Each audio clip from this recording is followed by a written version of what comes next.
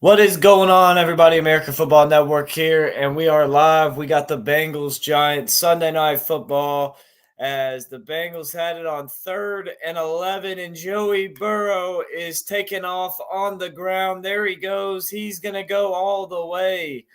A huge 47-yard rushing touchdown for Joe Burrow, and the Bengals are on the board. Up 6-0. The extra point from McPherson on the way. It's up and it's good. The Bengals are up 7-0 on the Giants. What a play there from Joe Burrow to scramble for about 50 yards and a touchdown. You don't see that every day from Burrow, not at all. As he just got out and made something happen with the 47-yard touchdown run. My fantasy team appreciates that as I got him in fantasy. They appreciate that. So big play from Joe Burrow has the Bengals out in front early. Also, I didn't even think about it. McPherson is my kicker, so that's nice as well. Which I'm going to win. I'm going to win either way. Got a 99% chance of winning. Outscoring the dude 131-100. I have Burrow, McPherson, and Slayton playing in this game. And then I have Kincaid, who's going to play tomorrow. This dude only has Breece Hall playing tomorrow, and he's already down 31. So if I lose, then I will never play fantasy football again. That would be the craziest comeback ever. But what a play from Joe Burrow to get us started. What a play as he has really struggled through the air so far in this one. Now, granted, he's only thrown 3 passes, but he's 1 for 3 for 11 yards. Hasn't looked the greatest. But great play from him on the scramble. As we got Anthony from Sorgy Stories in here. How you doing, man? Was live with him for the first half of Cowboys Lions, and then the internet went completely out, and just now finally got it back up and going. So hopefully it'll stay on. We'll see. We'll see if it goes out again. But we're joined by Michael from the College Football Podcast. How you doing, man? Not so great since 11 p.m. last night. Yeah, tough loss for the Buckeyes, 32-31, Oregon on top. But hey, it's a long season. We got a 12-team playoff. That loss isn't going to hurt you at all. We'll get them again in the Big Ten as championship. Ohio State. What's that? We'll get them again in the championship anyhow. As long as we beat Penn State, we'll get again in the Big Ten championship. Possibly, but I mean, you look. There's some teams who are making some noise right now in the Big Ten. I mean, even Indiana's ranked 16th. I don't think it's going to be an easy ride, but I think it's one that Ohio State can manage. You still gotta. You still have some tough games left on the schedule. I mean, you get Nebraska. You get a bye week, and then you get Nebraska at home, but you got to go on the road to Penn State. Purdue at home, you'll be a top 5 team, so that one's always a little scary, just with how Purdue plays against top 5 teams. On the road at Northwestern isn't going to be as easy as people would think. And then Indiana at home, Michigan at home to close it out. So it's going to be a tough next stretch of games for Ohio State. Oregon kind of started it, but Ohio State's good enough to get it done. But nonetheless, the Bengals up 7-0 early on in this one, as the Giants are taking over with the football. Daniel Jones first and on the first play of their drive, they fought Darius Slayton for an 11-yard pass. I will add on to that. Will Howard pulled a Dak Prescott. Oh, yeah, he did. And I will say, he feels terrible. Will Howard, he actually had a great game. It wasn't his fault that Ohio State lost this game. That game, I should say. It had nothing to do with the offense. With that defense that you have, if you score 31 points and lose a game, it has no blame on the offense. That game's on the defense 100%. And he didn't even turn the ball over As once. Daniel Jones on 1st and 10 is way overthrown, terrible pass. Browns are bringing Nick Chubb back next week versus the Bengals, by the way. Yeah, Browns. Maybe you need to switch and become a Bengals fan. Probably. Maybe you need to start cheering for the Bengals. At this point, we just need to tank and take Cam Ward or somebody like that out of the draft since we got a first-round pick again this year. Yeah. But knowing the Browns, I'd probably take Travis Enjoy Hunter or somebody like that instead of quarterback. NLCS. Yeah, the NLCS. That's what I'm probably going to be turning on at halftime of this one is Mets Dodgers. There's something special about the playoff baseball when the sun sets in LA. Pick an Oregon And Penn Giants off the State punt. championship game with Oregon winning. It's possible. It's possible. Giants at the punt.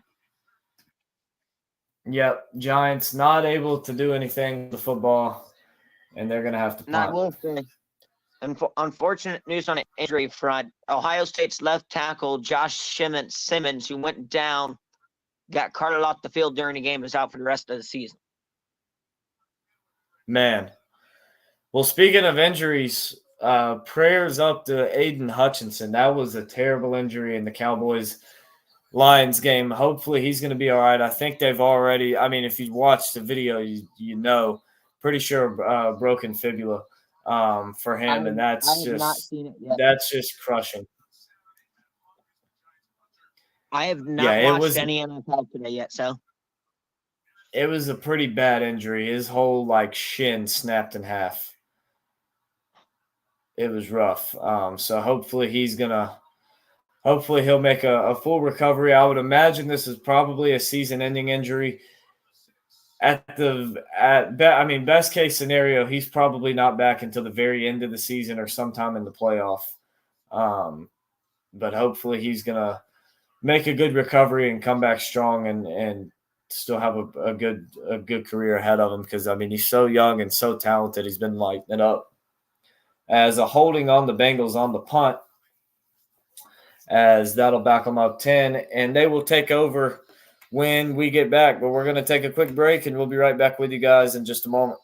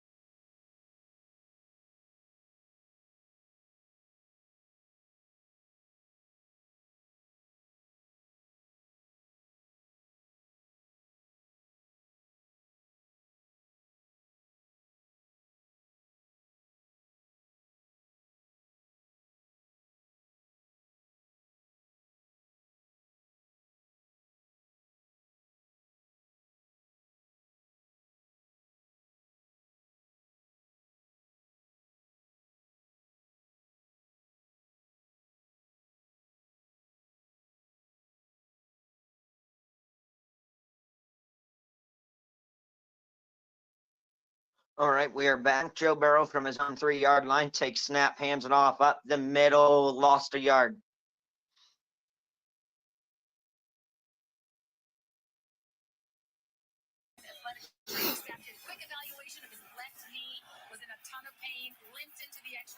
So did you happen to catch that Joe Burrow run on the opening Yeah, drive? I was turning the TV on right when they were in the middle of that play. Yeah, I turned it on right as he took the snap, and I never thought that was definitely not on my bingo card. Joe Burrow 50-yard rushing touchdown.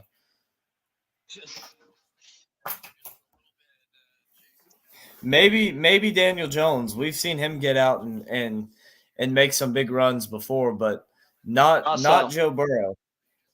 We do you we don't agree with? usually. Well, go ahead. I would say we don't usually see Burrow get out and run like that. Do you? While we have a little break and play here, do you agree with the new top four?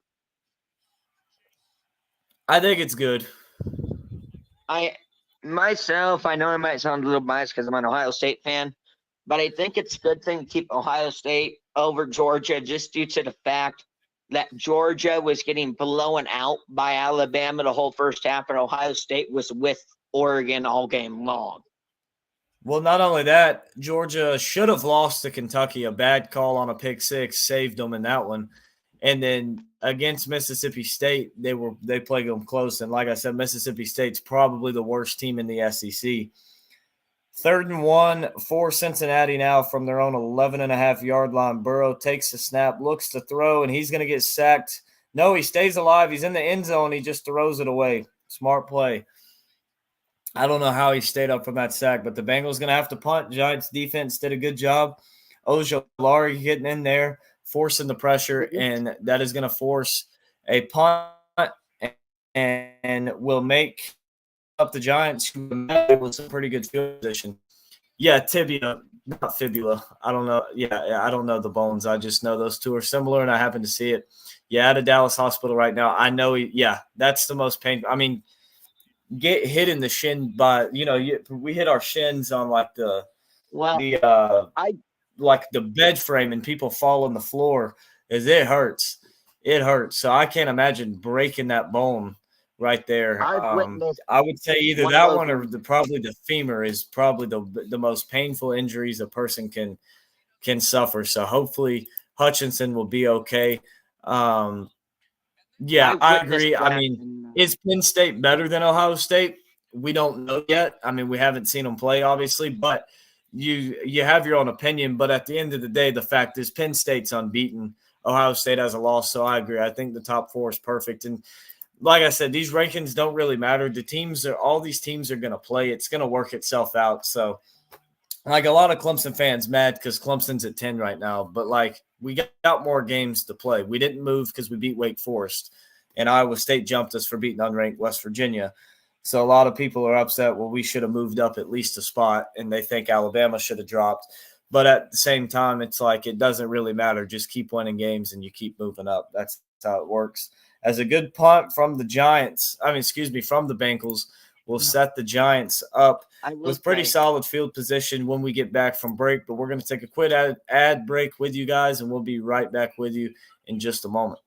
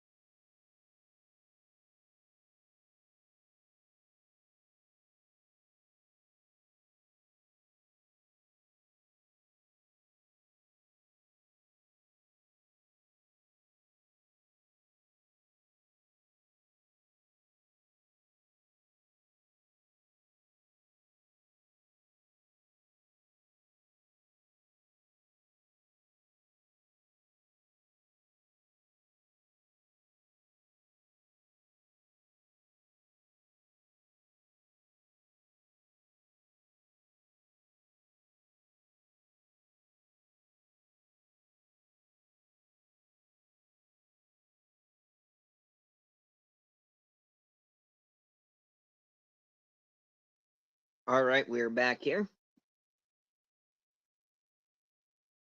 Daniel Jones in the shotgun. Wide receiver in motion. Takes the snap, hands it off up the middle for about a yard. Oh, so didn't ask you already. What is your? I know we already got a touchdown. So, but what is your score prediction for this game? I don't remember the spread. I think it was Bengals -4.5. I could be wrong on that, but I think that's what the spread was. What do you think? What's your score prediction?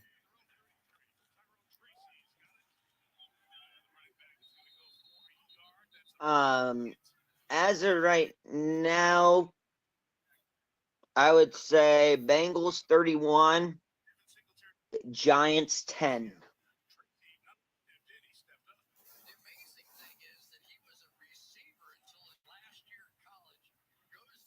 For my prediction.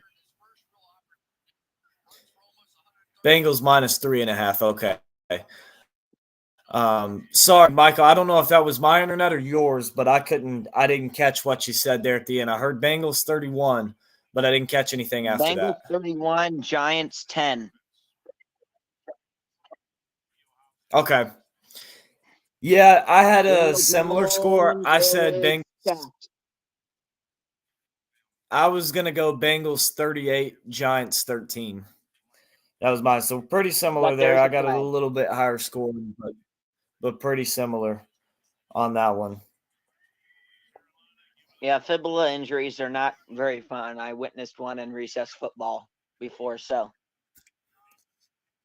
Yeah, I watched my one of my best friends break his femur in a flag football game, and we were like 10. That wasn't good at all. Tampa Air, nice to have you in here, man. What's going on? Who you cheering for today, and who you think's going to win? And let us know. As yeah, holding on the Bengals, and that gives the Giants automatic first down. DJ Turner called for the 45, and flag Buckner for there. 7-yard pickup. I will say, as we were talking about earlier, the plus if you're Ohio State, it's not the end of the world because of the 12-team playoff. Yeah, exactly. And that's the same that's the same thing for me as a Clemson fan. We got blown out by Georgia week 1. Last year, we probably would have been done in terms of chances at a playoff and national championship. But this year, that game didn't even matter for either team. It didn't matter who won that game. Only thing that game was for is just the fact of bragging rights because the schools are an hour apart. That's literally all that game mattered. It had nothing about that game mattered in terms of playoff and getting in. Now, it helps your case if you're the team that won and you don't win your conference, certainly to get it to make a case as resume to get in as an at-large bid. But neither team needed that game to get in. Let's see, random college football question here. Could SMU finish 11-1 remaining games at Stanford, at Duke, versus Pitt at home, at Boston College, at Virginia, and get Cal at home to end the season? When I look here, I think they beat Stanford and Duke. Pitt's one that's up in the air. I think they could beat Pitt. Not only that, I believe that game is right before Clemson goes to Pitt. So you might catch Pitt looking forward ahead to the Clemson game. I think that's a winnable game for them. I think that one's like a 50-50, though. I could see that one going either way. At Boston College, again, a 50-50 game, especially if Castellanos is fully healthy, as he struggled to be these last few weeks. I think Boston College could out-physical them, and SMU could have a tough time stopping them, but I also think BC is going to have a tough time stopping that SMU offense. That's another 50-50 game. I think Virginia is a 50-50 game. I think Virginia is a solid football team. I'm a little nervous myself as a Clemson fan. We get Virginia this week and then a bye week next week. Now, we get them at home, which certainly helps. But could we be looking ahead to the bye week? It's possible. Not likely, but it's possible. it could be something that we look past. So I think versus Pitt at Boston College at Virginia is going to be a tough stretch. I think 10-2 is more likely. I think they win 2 of those 3 games. I think they win the other 3. I think 10-2 is more likely. But if SMU finishes 11-1, and if they get to that Boston College game and they're undefeated, you might see Miami or Clemson drop a game because all of a sudden there's a lot of pressure on you because there hasn't really been anybody that's threatened either of them in terms of making a push for the ACC championship. But if you get there, now all of a sudden the talk is, hey, you drop a game, SMU could be in. Daniel Jones just threw a pick. Neither Sorry of the 3 teams at the top would have 15, played 20, each other. Neither of and them return to the 27. That's where the Bengals have it. Yeah, you knew Daniel Jones would make a mistake at some point in this game. Hurts the Giants for sure that it's so early, especially on a good drive. I mean, worked it all the way down the field. But yeah, it's since neither of the 3 teams have played each other, it's possible that I don't really know what the next tiebreaker would be for the ACC conference, but definitely possible that that you get that scenario where they could all 3 be potentially tied. So it'll be something to watch.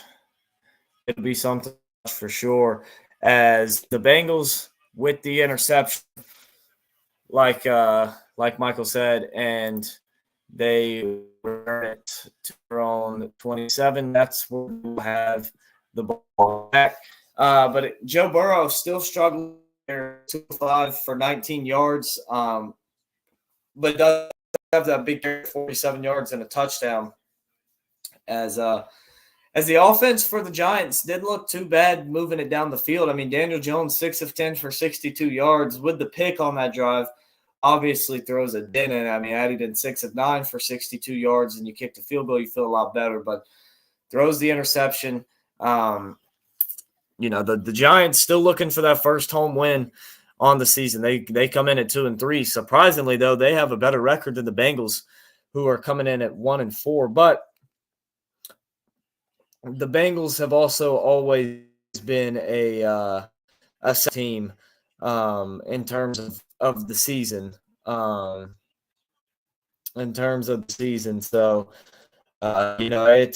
it's something to watch for sure. As the Bengals could really turn it around and surprise some people if you count them out. And I wouldn't doubt it if they to make some noise and catch a lot of people off guard. College related question for you quick while we're on ad break here. More of an overreaction, underreaction. I should say overreaction, not an overreaction question.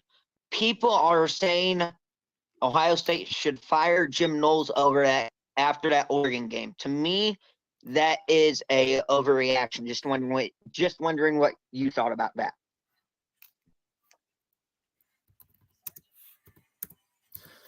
I don't think so. I think he's done a good job.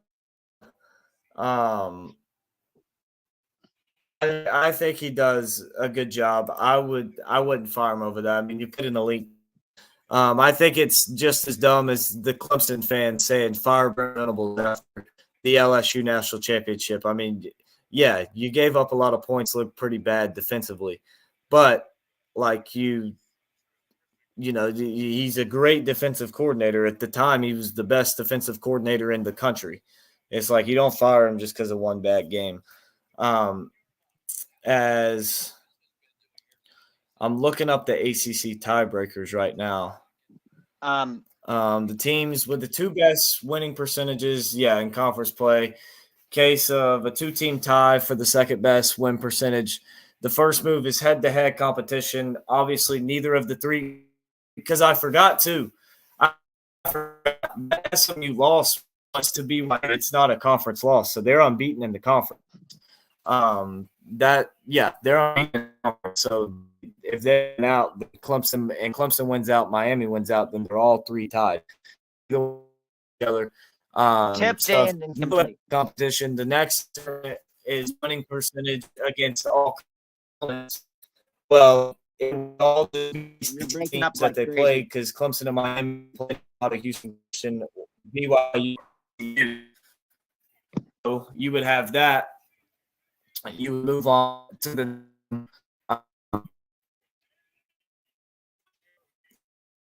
Just a then heads it up. percentage. Let's see. I cannot hear a thing you're saying right now. Percentage It's so broken up.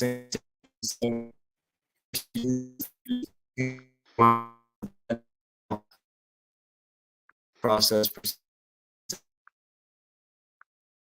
Um,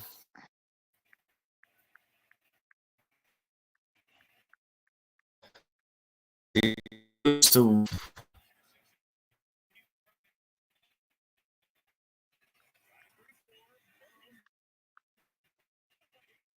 And Chase Brown tackled after getting what? okay, so the next the next step of it will be conference highest who played the toughest schedule. I don't know who would be better, Clemson or Miami. On all three would be bad, so none of them are safe.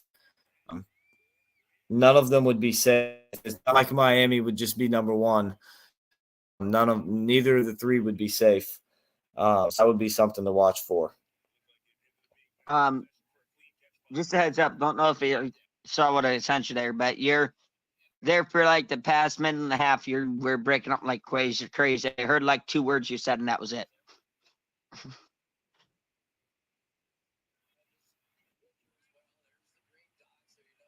Just a heads up.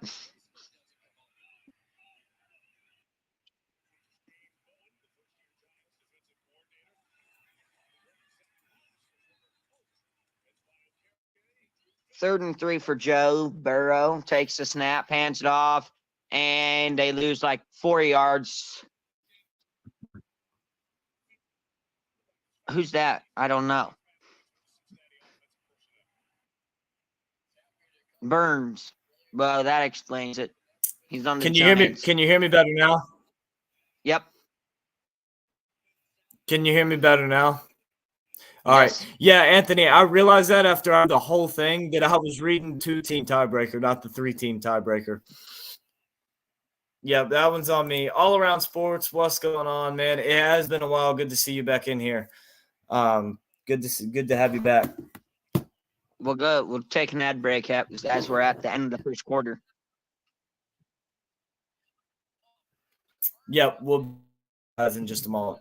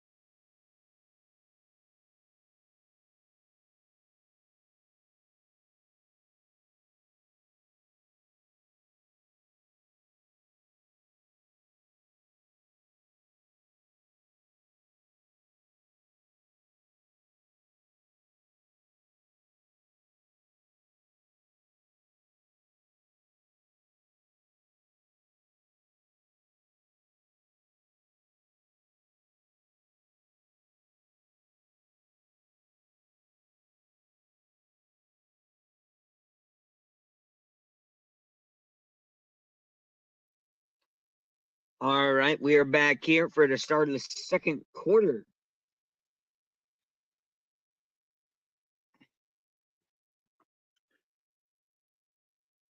As we are flying around in a library of some sort, I don't know what that is, but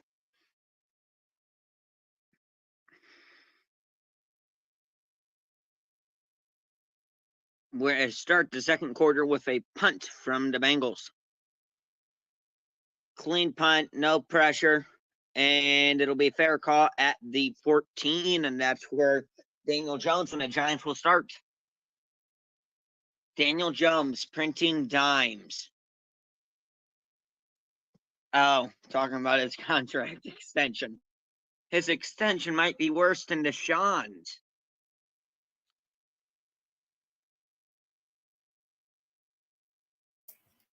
Yeah, I think I saw a stat since getting that contract extension, he's throwing more touchdowns to, or he's throwing more pick sixes, so more touchdowns to the other. He has his own. 1st and 10 for New York. Oh, so you got somebody talking about Notre Dame that you might be interested in that. It'll be Daniel Jones on the keeper, close to first, has the first down out to his own 28. Merriweather at Cal. Yep, he's transferred to Cal. And let me look up his stats, but I believe he's having a pretty solid year for him. Well, Cal I haven't almost watched a upset whole lot of Pitt, Cal so. football. Oh, yeah, speaking on college football quick, does that loss for Ole Miss take them out of the playoffs? Should have took him out of the top 25. Jones under center, play action, back to pass, looking, and he's taken down for the sack. Hendrickson with the sack for Cincinnati. I wish I could say that about Ohio State last night, that they actually got a sack. Actually, no, I was thinking of Hunter for Cal. Matthews for Cal. Merriweather doesn't even have a catch on the year, I don't think. Nah. Yeah, he doesn't even have a catch for him. He hasn't even got in. 2nd and 19, Jones, QB draw. Up the middle, picks up 10, plowing over guys, picks up about 14. That'll be 3rd and 9. So never mind, that wasn't 14 yards. That was about 12.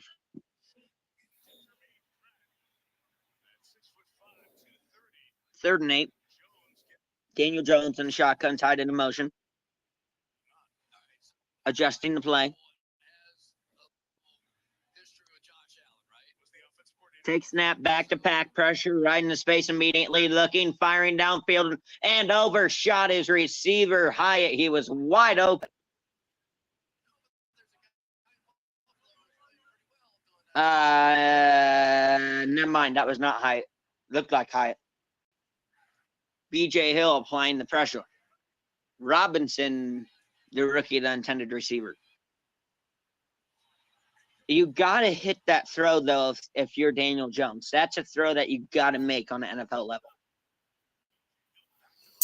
Especially against the team who is better than you and already beating you right now, you have to make those plays if you want a chance at winning this football game. He'll return it to the 25, cutting back. He's to the 30, and he'll be brought down to there, and that's what the Bengals will start after about a 12 to 15-yard punt return. And we will take an ad break. I will say quickly while we're on ad here, what was your most shocking win of the day? Or most shocking game of the day for the NFL this week? I would say the Bears-Jags game this morning. I mean, I think that I knew the Bears had a chance to win just because the Jaguars haven't been playing great, but I didn't expect them to come out and beat them like that. For me, it's the Lions and Cowboys.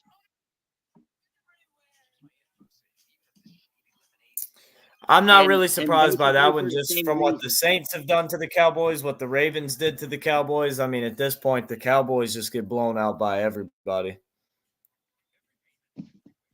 Except the Browns. Yeah, except the Browns. The Browns are the team that gets blown out by everybody. Hey, at least we'll get one win this year, so we won't go on 17.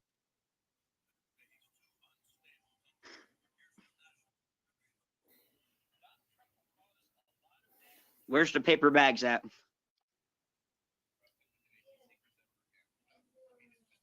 Did Florida State win last weekend? Yesterday?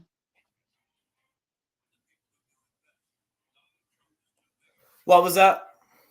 Did Florida? Hold on. Let me. Did Florida State win yesterday? Yeah. Florida State was on a bye week yesterday. They got to go on the road to Duke next week. Well, I'll ask you this.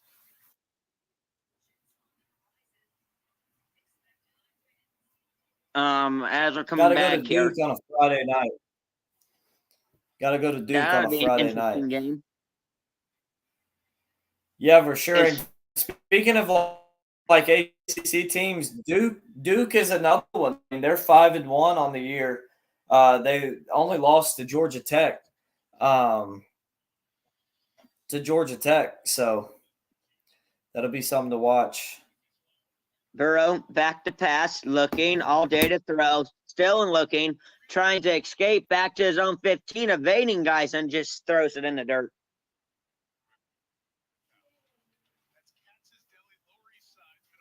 And talking about potential grounding here. And there's a flag down. Pierce are going to call grounding on Joe Burrow.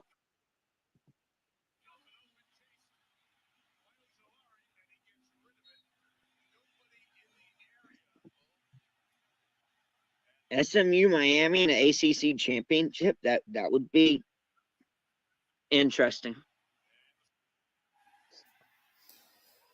Yeah, I don't know how good of a game that one would be. That one would be hard to tell. Either it's going to be a shootout or Miami blows them out. I don't know which one. Do you agree with that intentional grounding call on Joe Burrow? Yeah, I mean he was in the pocket and there was nobody near. No eligible receiver even on the screen. I mean, he was out of the pocket for like half a second. So now it's 2nd and 24. Back the pass, drops it off the screen, making a man miss, gets 3 yards. Would have been nice if the Browns defense could play it like that. Not only that, even if you say he's out of the pocket, he still didn't get it to the line of scrimmage, so it'd still be grounding.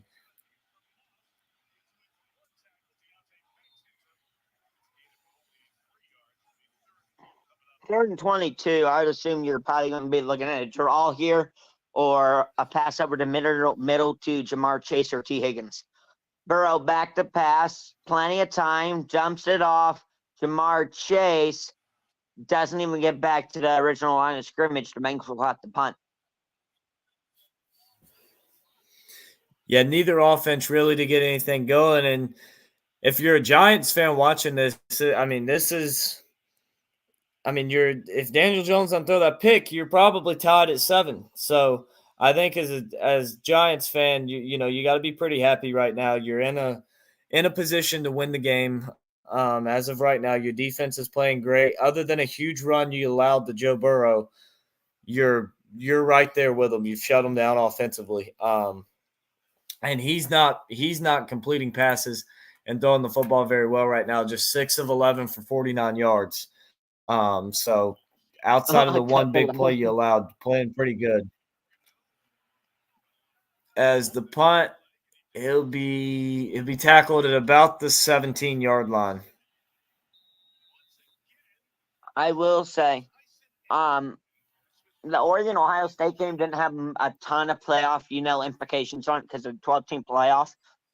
But this upcoming game here in about 3 weeks here, 3 weeks for Ohio State on November 2nd versus Penn State, that is by far going to be the biggest game of the year besides the Michigan game for Ohio State, playoff implications wise.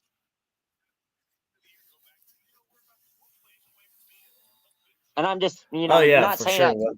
without a doubt. Because I mean, if you lose that game, you're out of the playoff. Unless you come back and you blow Indiana out of the water by like 50 and do the same thing in Michigan. I think if you have 2 losses, you're out of the playoff.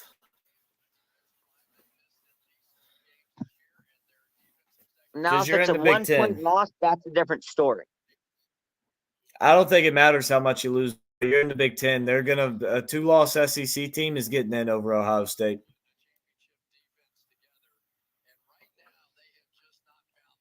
If Tennessee finishes the year 11-2, Alabama finishes 11-2, they're in over Ohio State. Yeah, Okay, but exactly. I That will one say, had huge playoff implications. Yeah, because now it forces Ohio State. They got to go into Penn State and get a win, or they're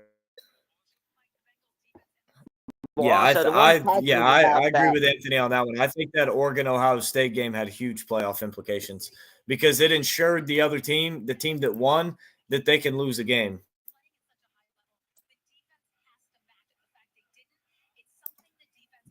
Well, I will also say this Ohio State team reminds me a lot of the 2015 Ohio State team. You got a quarterback that's not extremely impressive at throwing, but good on the ground. You got a good running back pairing with obviously Junkins and Henderson. Then you had Zeke and J.K. Dobbins. Excuse me, not Dobbins, Mike Weber. That season, they went 11-1 after losing a Big Ten game to a very talented Michigan State team.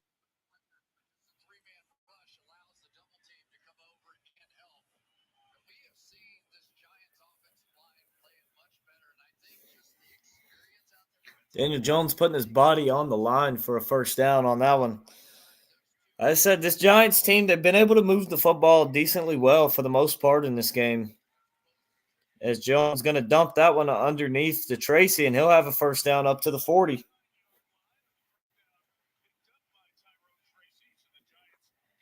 Well, the one benefit for Ohio State, and I know this might sound crazy saying benefit, as Jones going deep down the sideline, incomplete. The one benefit for Ohio State, I know, like I said, I know this sounds crazy. The one good thing that came out of this game for Ohio State is that Jeremiah Smith has now shown that he can perform in big games.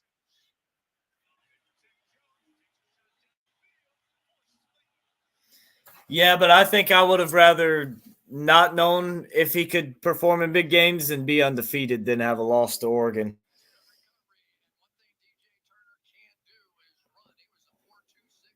Well, the other thing you have to look at, you think it would be a bit easier on the Ohio State defense as well to go up against Penn State than Oregon. Not to say that Penn State doesn't have a good offense. They're just not going to be nearly as explosive as the Oregon offense because they don't have a wide receiver core nearly as good as Oregon's. Nor a quarterback. No, but I think Penn State runs a better scheme. I think Penn State runs a better scheme that creates explosive plays despite the lack of that. I think Penn State's offense is going to be harder to defend. Not only that, but they got Warren at tight end, who is a mismatch for everybody in the country. Put Lathan Ransom on him. He shut down Brock Bowers for 3.5 quarters. So. Yeah, but they're different types of players.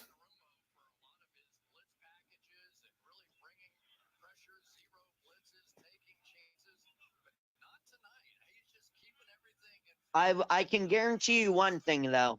Ohio State's going to be headhunting against Nebraska.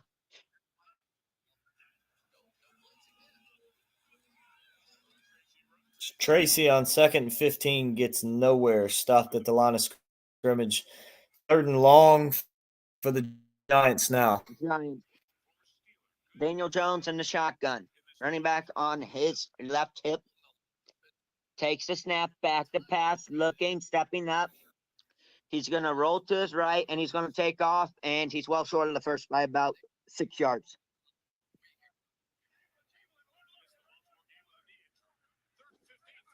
Now I will say quick, before I move on from the Ohio State talk and all that.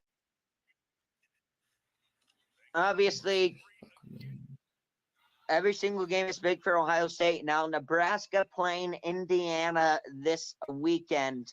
That is another big game. Indiana trying to remain undefeated. Nebraska trying to keep proving themselves. As I believe Nebraska still only has one loss on the season. Correct me if I'm wrong. To Illinois. With this being Scarlet the Shoe, my guess is that probably would be a primetime game, you'd think, but knowing Fox, they'll probably put it on Big Noon Kickoff. If it is on Fox, because it's Scarlet the Shoe, and I'm not a fan of Scarlet the Shoe during the day, because it kind of just looks weird. It's just, this is, in my opinion, the worst possible scenario, because Nebraska, I believe, had a bye week last week as well. This is the worst possible scenario you want to be walking into if you're Nebraska going into Columbus to play Ohio State. Ohio State, coming off of a loss, has an extra week just to sit there and simmer on it, and then come out at home and face you guys with a crowd that's going to be electric because of the Scarlet Shoe.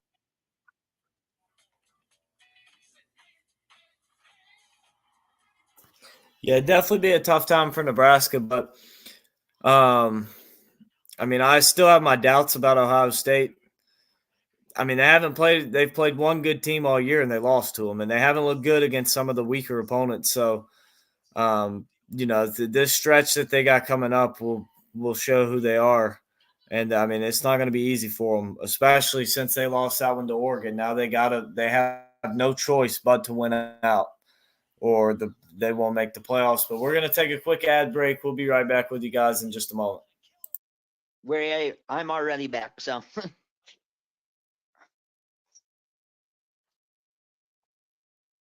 All right, we are back.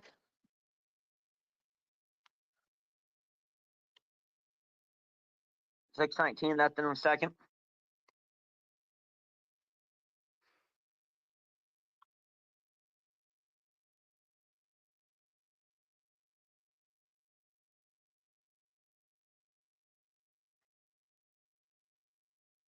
I will also say the one benefit for Ohio State is Iowa looked great the week after they beat Ohio State, which is a good thing if you're Ohio State.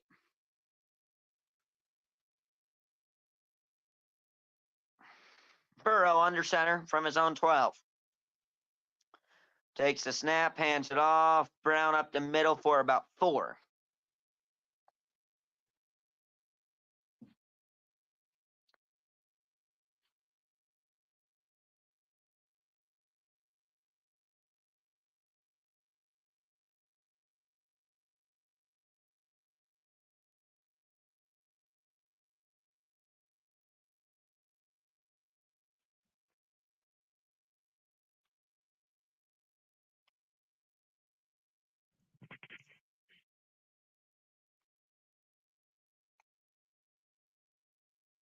Burrow takes the snap, back to pass looking. Pressure, gets it to Chase, to 25, Higgins to the 35 and knocked down at his own 39. T. Higgins.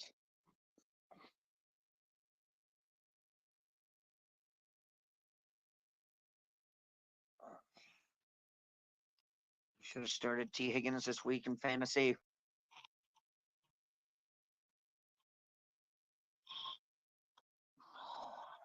Dang it.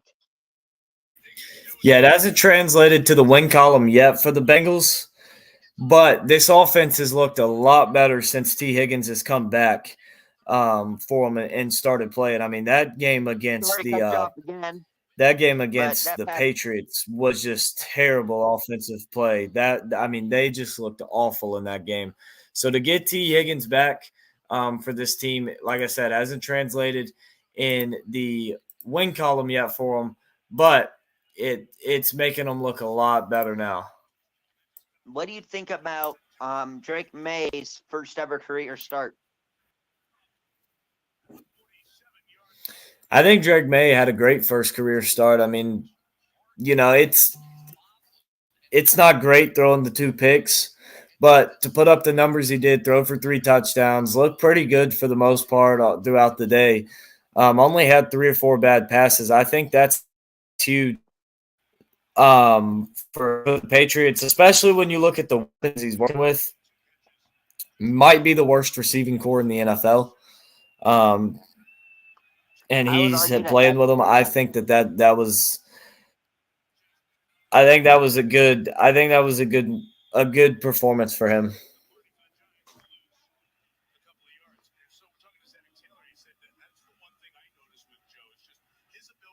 3rd and 5. Burrow. Take snap, back to pass from his own 45. Looking, pumping, still looking, firing down the middle of the field. Dropped by Jamar Chase. A rare drop. And a huge one at that.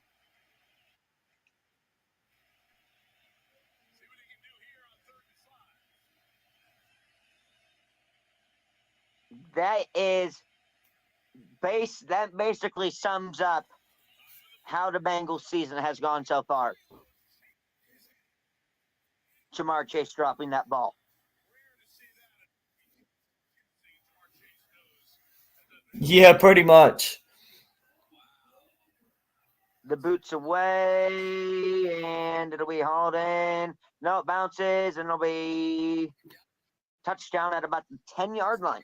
So good find.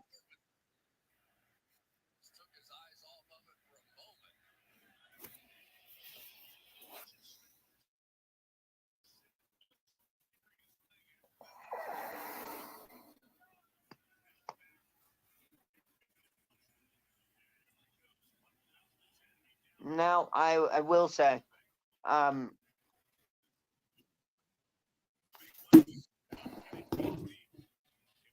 good thing for Ohio State, I guess you could say, while we're on ad break here, is that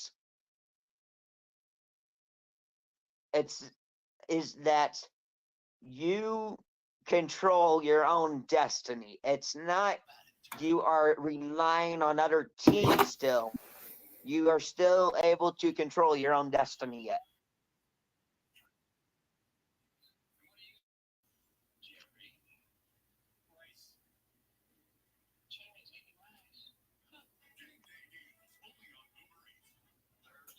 Now, I will say Ohio State has beat Penn State 8 years in a row.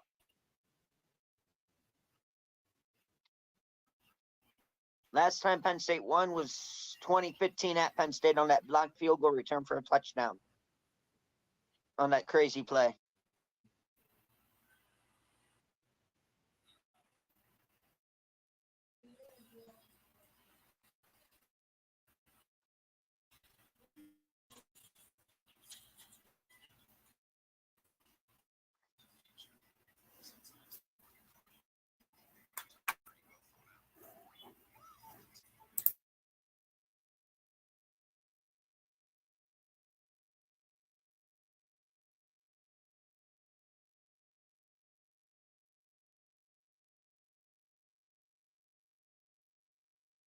So you would have Anthony, Giants. why I'd love to see this bracket, but it will never happen.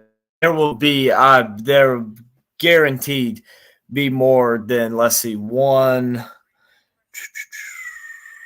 two. Yeah, there'll be Six or way more. nine There'll be at played each least other, four right? SEC teams in there. Who At would the number 9 seed play? least SEC, and I would say probably four Big Ten teams. Maybe more than that. Bengals don't cross the middle. I Complete. just 30, I 35, 40, 45, 50 downside, That's not going 45, to 40, happen. 35 out of bounds. But I'd love to see that. I'd love to see that bracket, but I don't think it's going to happen. I think But that it's they're going to coming put back. more SEC teams in there than what they've got right now. Slayton with the huge But catch all the way that would up be to a the great Cincinnati bracket, a 35 great on one matchup, play. and great engagement from the whole country for college football. I think that would be great. But I just don't see a world in which the playoff committee only put. Think about it. When there were four teams, they did everything they could to get two SEC teams in. Now with there being 12 teams, they'll definitely get more than two in. Yeah, I agree. I think there a lot of the SEC is going to end up with 10 wins, but they'll I think they'll find a way. They'll find a way. They'll say it's because of their resume, which is because they overranked all these teams. But they'll find a way to do it. Don't get it twisted. I mean, that's why we talked about it earlier. That's why Tennessee's still at 11. That's why Bama's still at 7. That's why Ole Miss ranked. That's why Missouri's still ranked. Ole Miss, I mean, Jones resumes Texas, on fire Tennessee, and get them done. Alabama, I and even Tennessee. think Tennessee shouldn't be in the top 15, and Alabama definitely shouldn't be in the top 10. I wouldn't even have them in the top 15. Lost to Vanderbilt, lost to South Carolina, two terrible SEC teams. Tennessee lost to Arkansas, another bad SEC team, and then should have lost to Florida. They got lucky in that one. And then you look at Missouri, got blown out by A&M, the only team they've played all year. Barely beat Vanderbilt. Then you look at Ole Miss, they've played literally nobody on the season except for the two teams that they've lost to. But they keep them ranked high so they can say, look here, well, these are the wins these teams have. That's what they did. I mean, they do it every year. They it's do it called every single SEC year. favoritism. ESPN, they cover the SEC, and they have quite a bit of influence on these polls, mainly the playoff poll.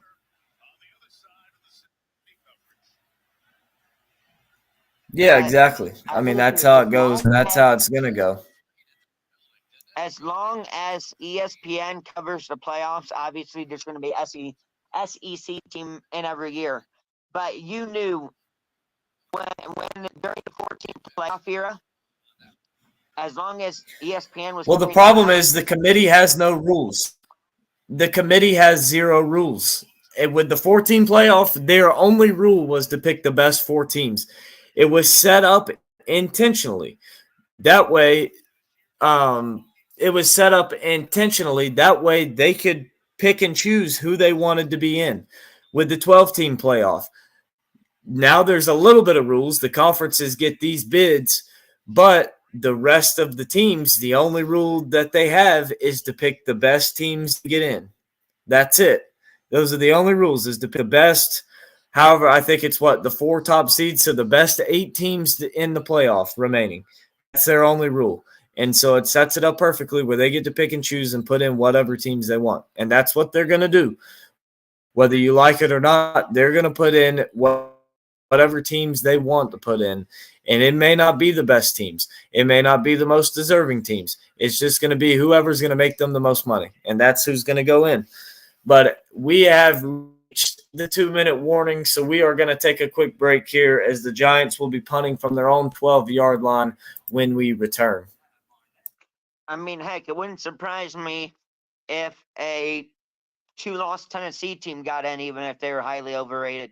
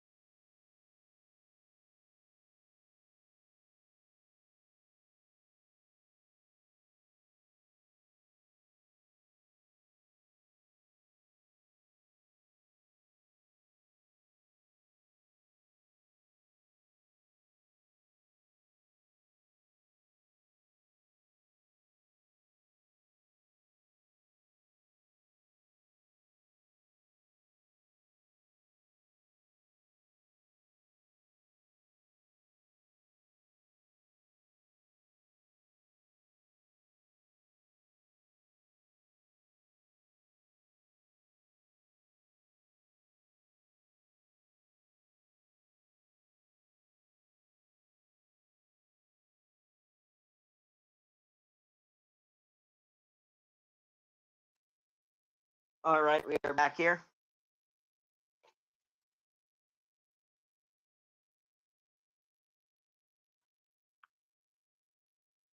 Eli Manning in the house.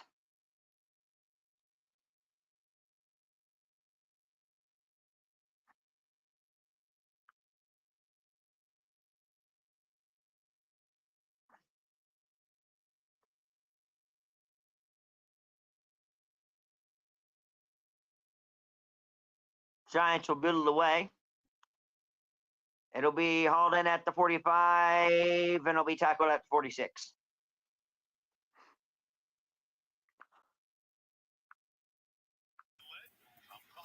Yeah, so solid field position for the Bengals to start, and they have 2 timeouts. See if they can go get some points on the board before halftime, as no offense whatsoever outside of the first 2 drives for these teams. I will say quick. Just Googled Ohio State football, see if I can get any update on Josh Simmons injury for Ohio State. One of the more highly regarded tackles coming into this draft. And Burrow sacked for a 2-yard loss. Reports by 11 Warriors. I don't know if you heard of them or not, but they're an Ohio State based page, among with multiple other sources, claiming that Jack Sawyer, I'm sure you probably heard of him, Ohio State defense, and Jack Sawyer, among with others, shouting at the team after the game ticked off that they lost. So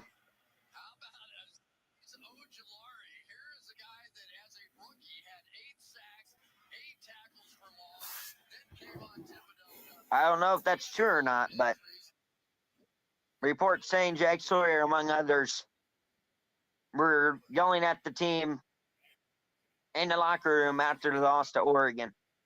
And keep in mind, Jack Sawyer's a captain of one of the captains for Ohio State.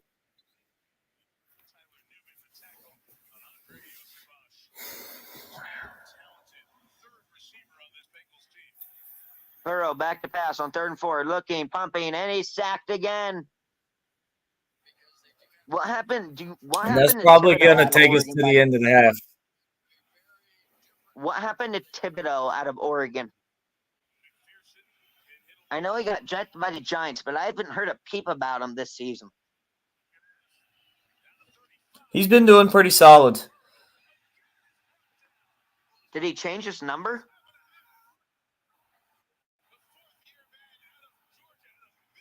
How about Ojulari with another sack? He's having quite the half here for the Giants. The Bengals just can't find an answer for him so far. They just have not been able to stop him whatsoever in this one. He's got 2 sacks. Thibodeau has 2 sacks on the season. I think he's might be injured though right now.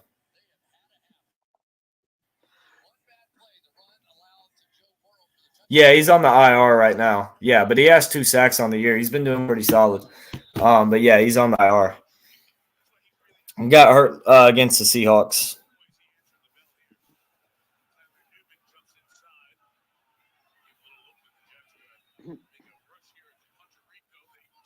Giants going for the block.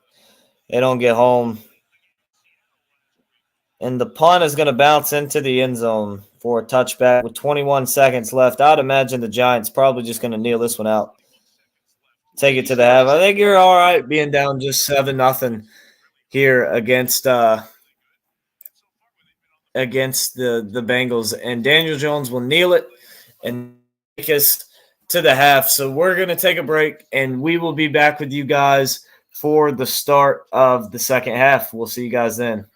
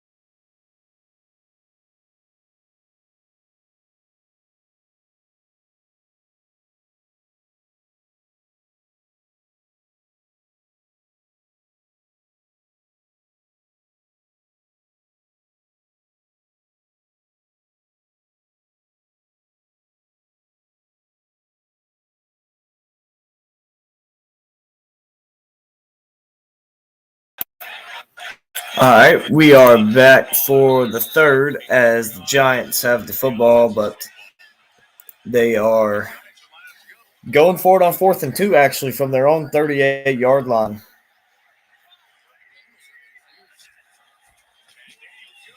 Daniel Jones throws it incomplete. He had a man open, instead threw it to the wrong guy, and it's going to be incomplete. The Bengals take over at the 38-yard line. All right, I am back as well. So good job from the Bengals defense there. As Slayton was, I believe that was Slayton, was wide open on the out route to the left, and Jones never looked at him. 3 or 4 yards past the sticks had him wide open, and he never looked.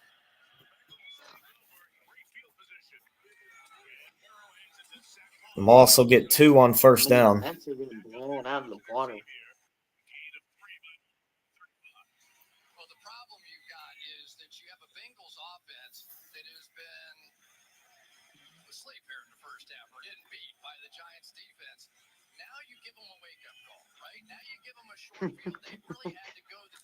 Somebody put up something on a tweet and they go, "Who scores first, the Mets or the Giants?" Huh. Yeah.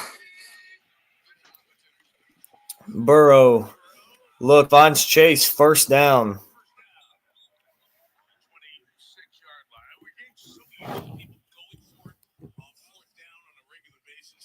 Yeah, I'm hoping for a Mets Yankees World Series. My team, the Braves, was out, so I was like, screw it. The Subway Series is one of the coolest things in baseball. I'm gonna cheer for that. Oh, did you see that? Did you see the Oregon player that spit on the Ohio State player? I didn't see it, but I heard about it. I saw that he was ejected for it. He spat on David Igbenogson.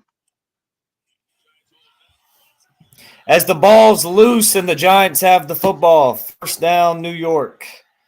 Maybe they'll score first. Well, didn't that work out good for Dable and the New York Giants as they did get the fourth down, but they forced the turnover, and the Giants are going to gain possession at their own 21-yard line. And again, that's Ojulari getting in there. Mix. He forces the fumble. And then let's see. I didn't quite see who fell on it. Maybe Dexter Lawrence. Nah, I can't see who. Probably Brian Burns. No, it's a white guy. Which one makes you describe, Bob? As the Giants will get the football back. But we're going to take a quick break for our ad, and we will be right back with you guys as the Giants look to get some offense going and try and tie this football game up.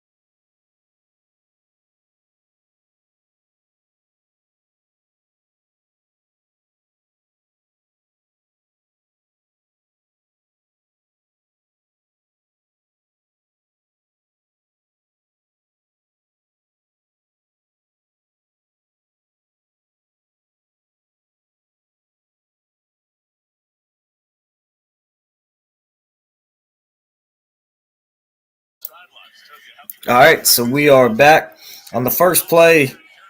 There goes Tracy, and he's going to have a 9-yard gain.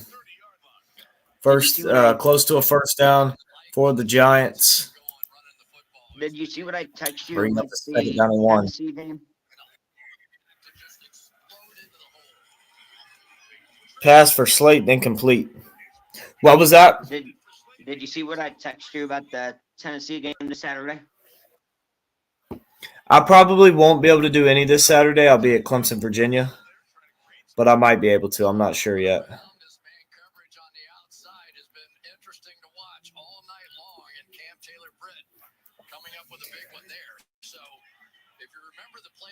As might have potentially been pass interference on the second down play. Britt got there just a tad early, but I don't mind him keeping that one in the pocket. On 3rd and 1, Daniel Jones just going to push ahead, and he'll have a first down. So in between plays here quick, I'm going to have to head out since I have school tomorrow. But I only have a 4-day week this week, so I have Friday off. So probably have work Friday, so probably won't be able to cover any games Friday, though. But hopefully we'll be able to do the podcast this week.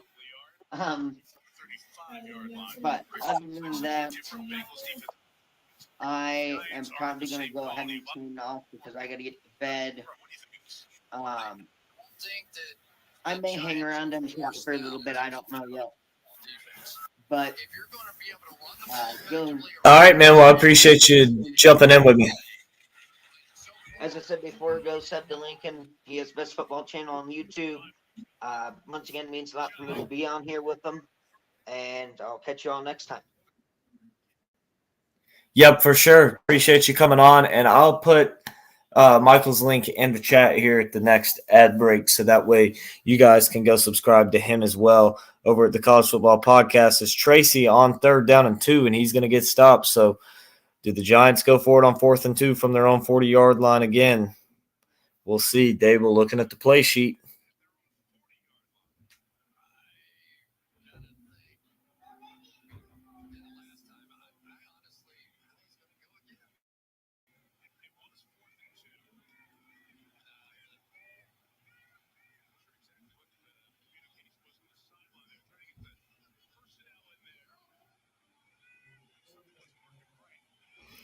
As it looks like the headset for Dable went out, but they're lined up to go for it again, and they're going to have to call a timeout. They couldn't get the play in.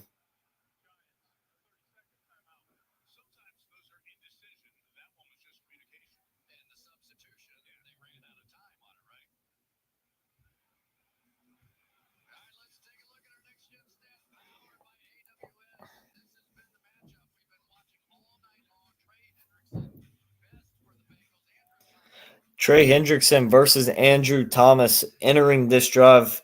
14 of 15 matchups were one-on-one. Hendrickson has 2 pressures and a sack on him tonight. This is a good matchup right here. Best offensive lineman for the Giants versus the best D lineman for the Bengals.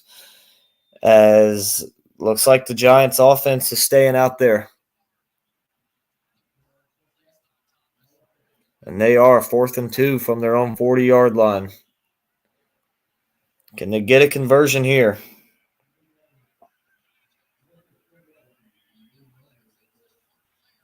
They're going to run a quick option. They give it to Tracy. He's going to have a first down. Up to the 44.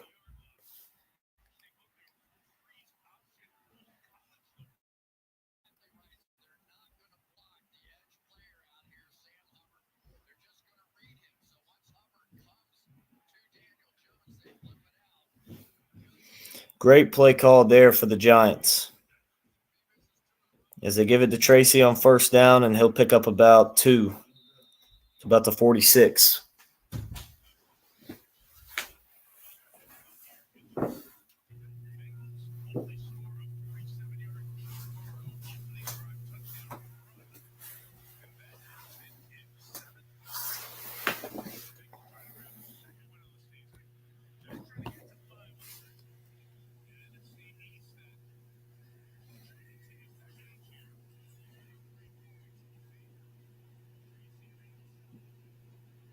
And a first down on the quick throw for the Giants, but there is a flag down.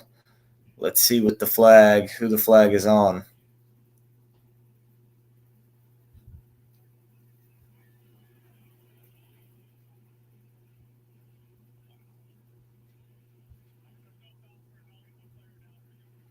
And they pick up the flag. Say there's no foul for an eligible receiver downfield. And it'll be first down New York. They're up past midfield.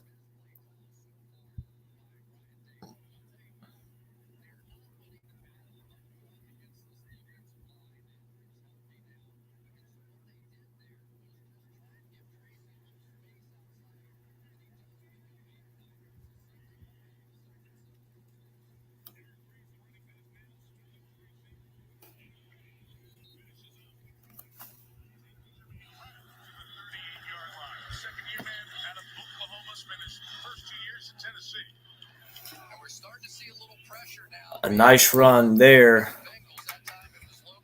We'll pick up 6. Be second down and 4.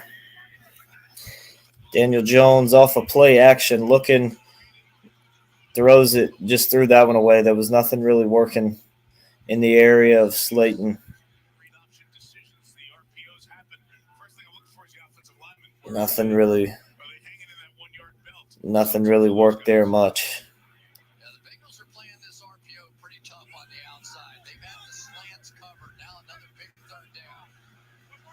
So 3rd and 4 here for New York. That one's complete to Slayton, but he's going to be short by about a yard. 4th and 1. I mean, I would imagine you're going for it at the Cincinnati 35.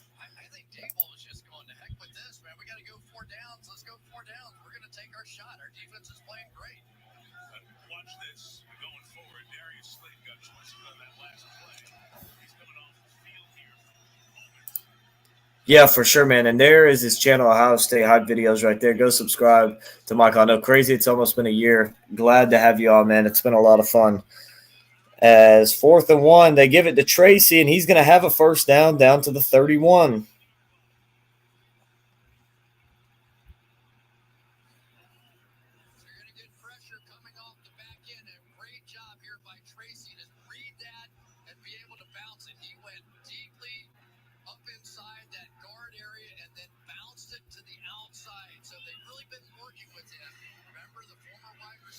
So 1st and 10 now.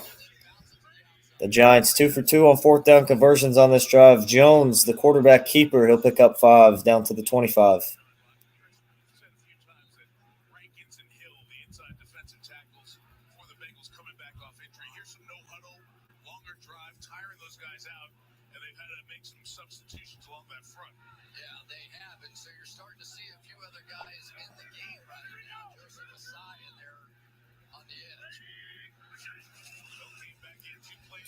They'll give it to Tracy, and he's going to have a first down to the 19-yard line, and he almost got free. Might have took that one to the house.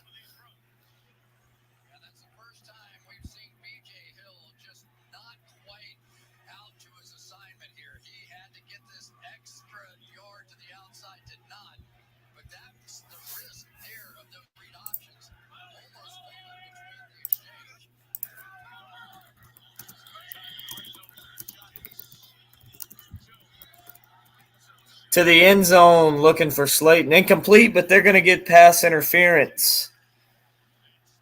Slayton looks injured, but this is going to put the ball on the 2-yard line for the Giants.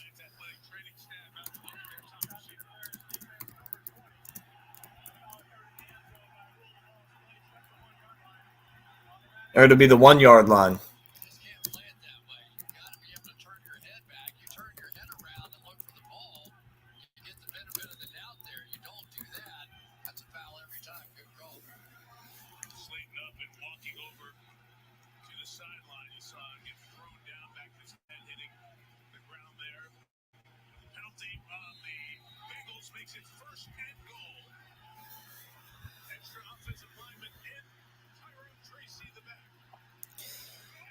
First and goal from the 1. They give it to Tracy, and he's in. Touchdown, Giants. What a drive for the Giants as they move the ball down the field, converting twice on fourth down. Tracy was the big man of the drive. 16 plays, 79 yards. Just wore this defense out for the Bengals. And just a great play, great job from Tracy to fight his way into the end zone for 6. And the extra point is up and good. We're tied. Greg Joseph ties us at 7.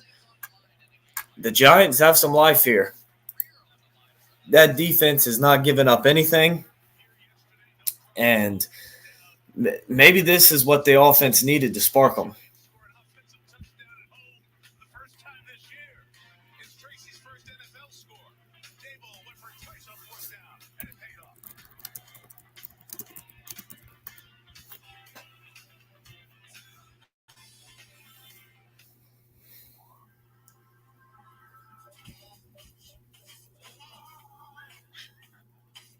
So we're going to take a quick break, and we'll be right back with you guys as the Giants have tied it up, and they'll be kicking off to the Bengals, see if that offense can respond and give that defense a break when we get back.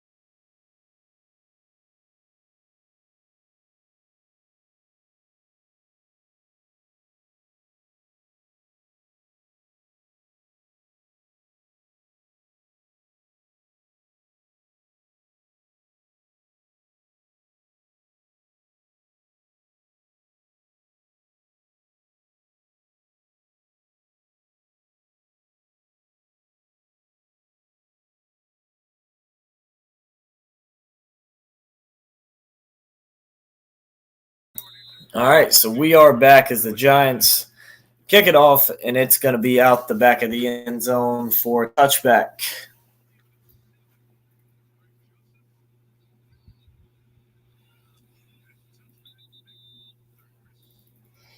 So the Bengals will take over at their own 30-yard line. We'll see if Burrow in this offense can get going again. Burrow in this game just 10 of 16 for 96 yards.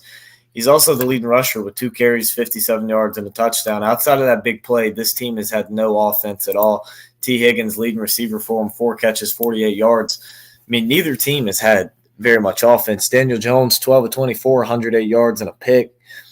7 carries, 44 yards. He's their leading rusher. And then Tracy, the leading receiver, 4 catches for 43 yards.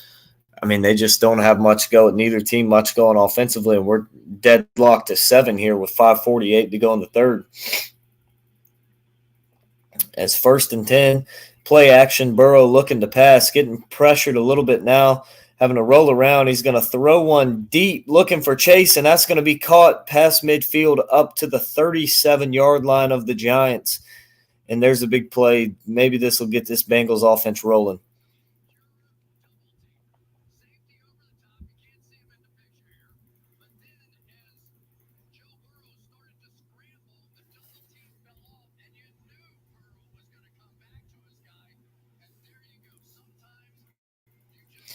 Burrow scrambling around, pulled that safety away, and freed up Jamar Chase. So now 1st and 10 at the 37 of the Giants. Again, play action. Burrow gets it to Higgins, who is going to have about a 5-6 yard gain on first down. It'll bring up 2nd down for the Bengals. They'll give him 6 yards. So 2nd and 4 from the Giants 31.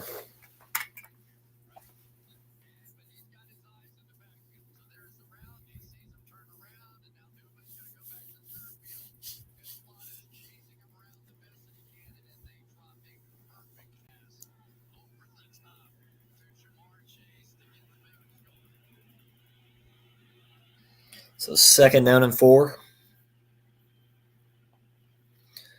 Burrow, the little shovel pass to Chase, and he's going to have a first down to about the 21 of the Giants, about a 10-yard gain, and the Bengals offense seemed to be getting a little bit of a rhythm here.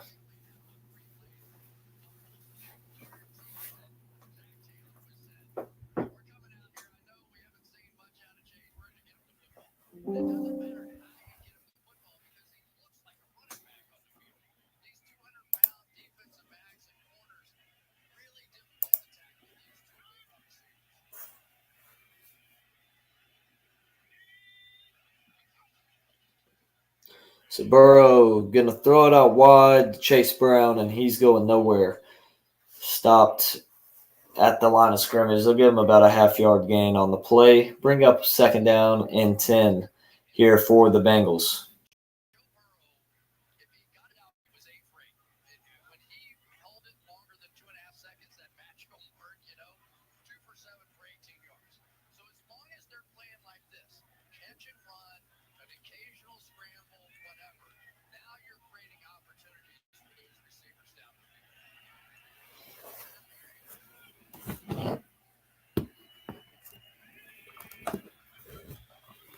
So 2nd and 9, Burrow looking, going to dump it off underneath. And they're going to get it close to a first down. There is a flag come flying in here. We'll see what that's about.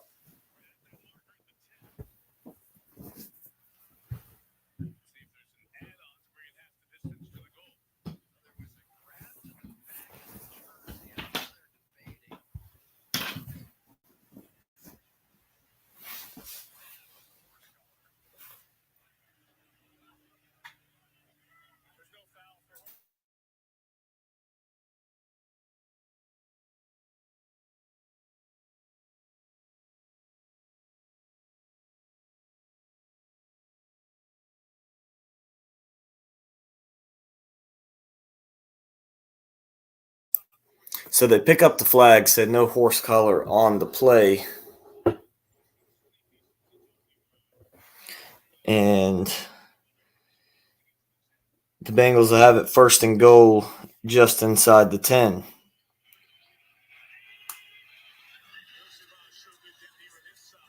Burrow looking, throwing end zone short.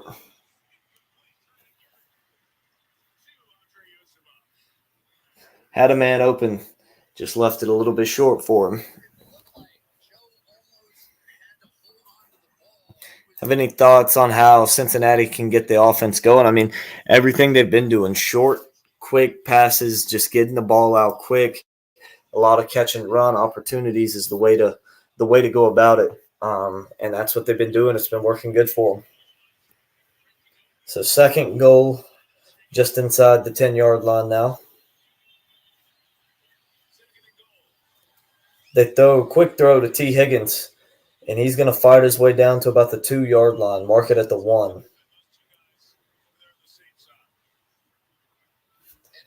So 3rd and goal now from the 1-yard line here for Cincinnati.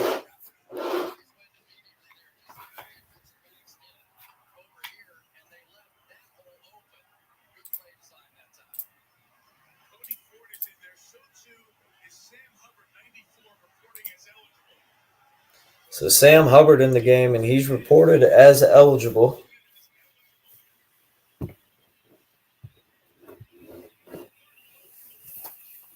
Third and goal from the 1.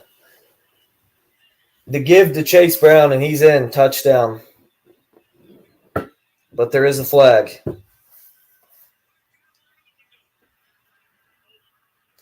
And they get the offense for holding.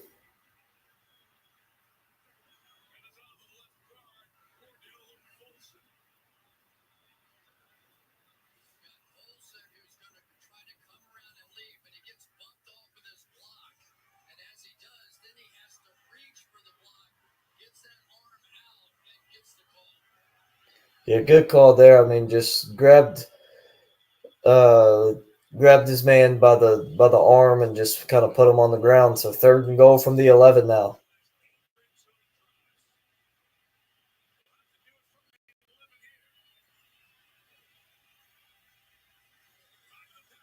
Giants bring 4. Burrow getting pressured. Ojulari about at him again. And it's the big man from Clemson, Dexter Lawrence, getting the sack back at the 19.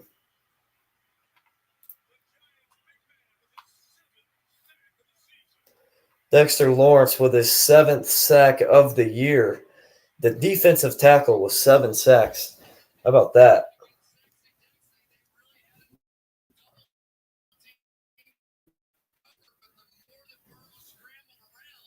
Ojulari about at him. Dexter Lawrence gets there and puts him away. And McPherson on kick a 37-yard field goal now.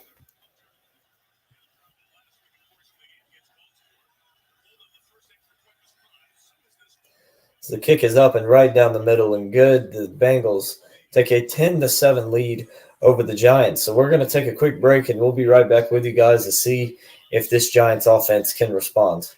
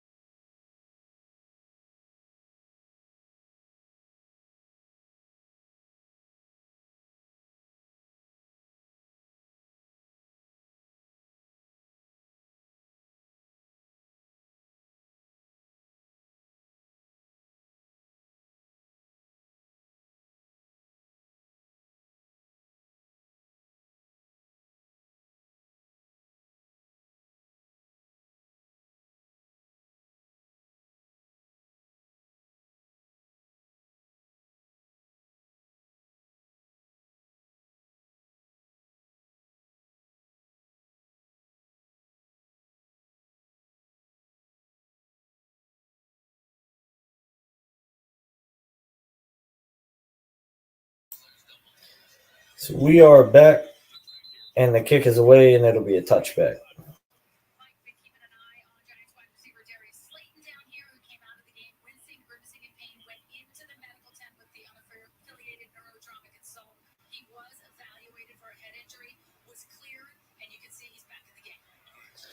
So Slayton was cleared. He's back in the game now. That's big for the Giants.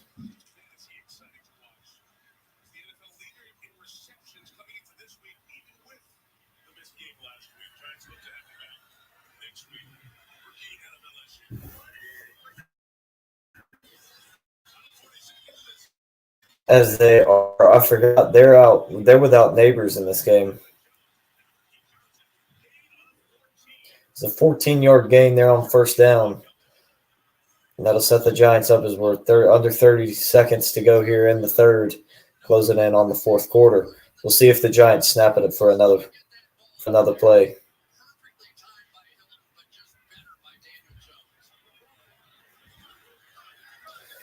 As Daniel Jones 5 wide, 3 to the left, 2 to the right. And in motion, Tracy joins him in the backfield now. And they just tried to draw the Bengals off sides. They'll take it to the fourth quarter where they will come back. They'll have the ball at their own 45-yard line. Let's see. My favorite Clemson team of all time. I'd say 2016 Clemson. Because I got to watch them go win a national championship. It was our first one since '81. Probably my favorite team. Just a lot of great guys on that team. Deshaun Watson, Wayne Gallman, Jordan Leggett, Mike Williams on the defense. You had Christian Wilkins, Dexter Lawrence, who we just saw get a big sack earlier in this one, Cleveland Farrell, Ben Boulware, just great dudes all over the field. Love that team. Beat Ohio State. Was that? I think that was the year 31-0. I think it was that year. But yeah, beat Ohio State that year. Then beat Alabama and one of the better national championship games. I would say that one, and the next year where Tua took over for Jalen Hurts against Georgia, and then the one where Georgia beat Bama in 21 were probably the three best national championship games. And honestly, the one that Clemson lost to Alabama the year before, probably the four best. Those order them somehow. Those are the top four national championship games, just for like a general viewer, somebody who isn't cheering for a team, just from a pure entertainment standpoint. How did I become a Packers fan? My dad was a Packers fan, or is a Packers fan. So that's how I started liking the Packers. So we're gonna take a quick break. I'll be right back with you guys in just a moment.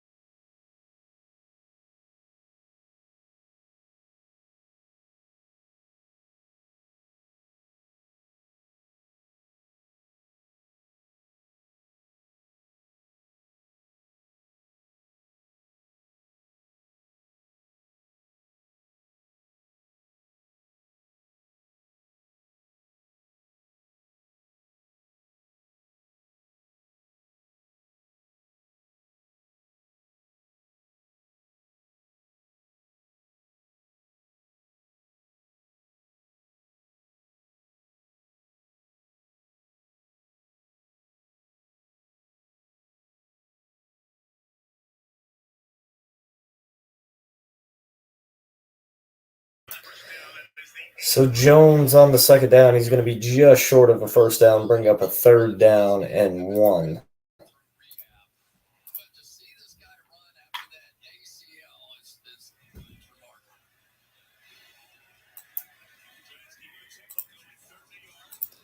Third and a yard to give to Tracy. He stopped at the line of scrimmage.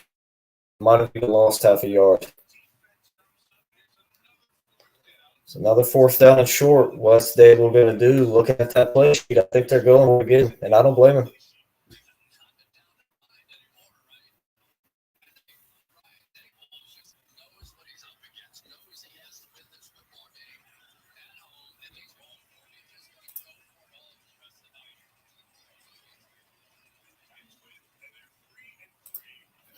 So 4th down and 1. Jones, he got it.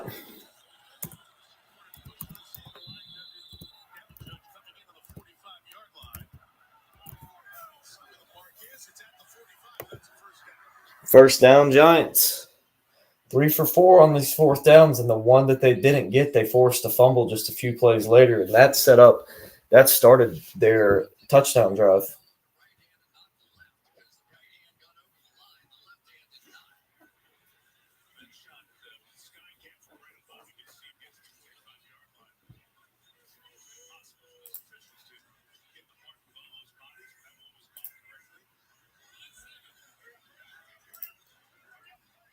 So 1st and 10. Jones going to drop it underneath to Tracy, and he's going to have a first down, I would think. They're going to mark him just a little bit short, maybe. We'll see where they mark it. It's close. I think he got it.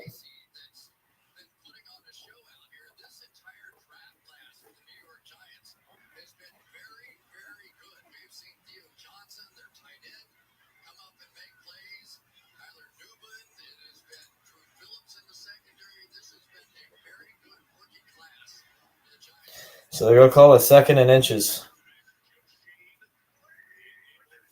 And Daniel Jones is going to go straight up the middle. And he'll have it easily. Pickup of about 3 down to the Cincinnati 33-yard.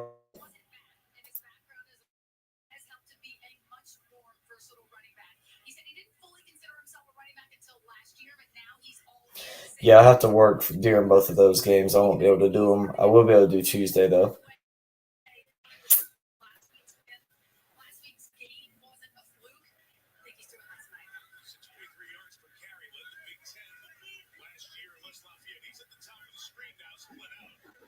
Empty backfield for Jones. As he's going to dump it underneath to Tracy again. I mean, he's been the guy for him. 14 carries for 36 yards. Been a little tough running the football, but he has 6 catches for 57 yards. He's been the guy, and he has a touchdown as well on the ground.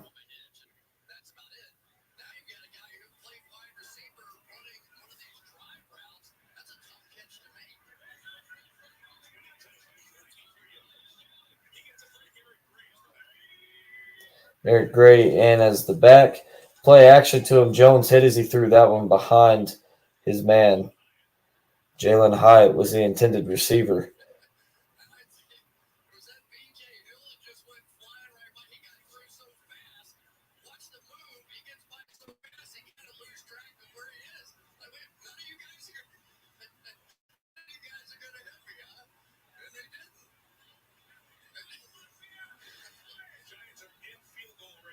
So 3rd and 5, Giants in field goal range right now.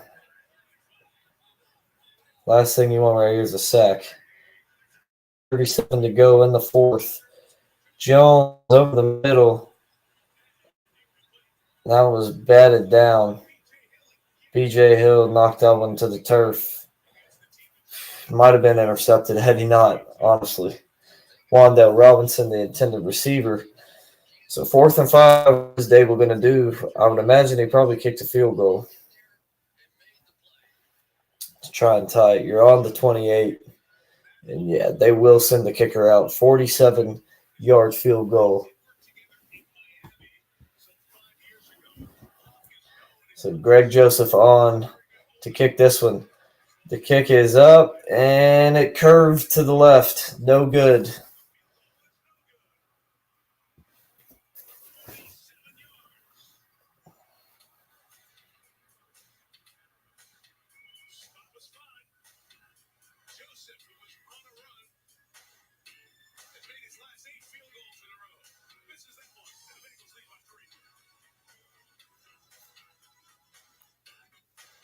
So the Bengals will hold on to that 3-point lead for now.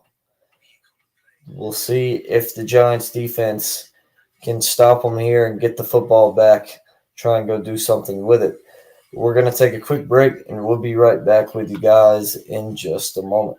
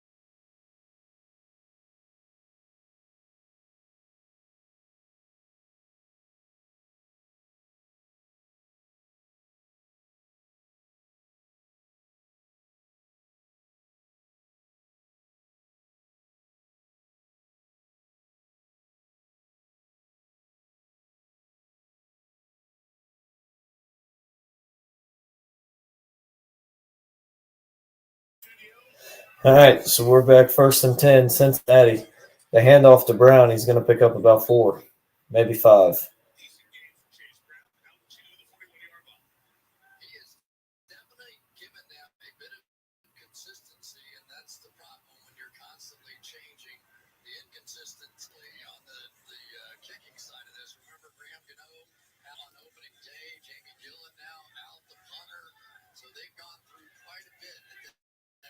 So 2nd and 5 now. Jamar Chase lined up in the backfield to the right of Burrow, Brown to the left. Burrow was looking for him. He wasn't open. T. Higgins was open down the field, and he will have it up past midfield for a 1st down.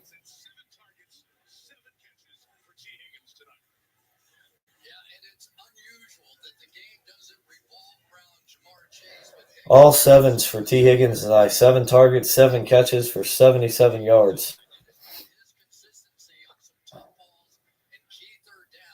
He's been the receiver for them tonight. Jamar Chase, 5 catches, 72 yards. Burrow on the day, 17 to 24, 179 yards, and had that 47-yard rushing touchdown. Burrow off play action, almost sacked, and just had to throw it at the feet of his tight end.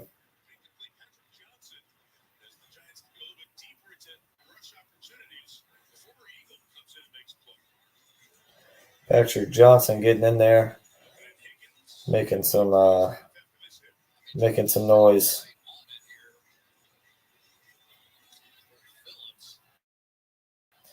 As T. Higgins taken a look taken at him over on the sideline to check on him after that hit over the middle. It's a 2nd down 10. Burrow dropping back. Throws it to Chase Brown, and he just gets back to the line of scrimmage. That's it.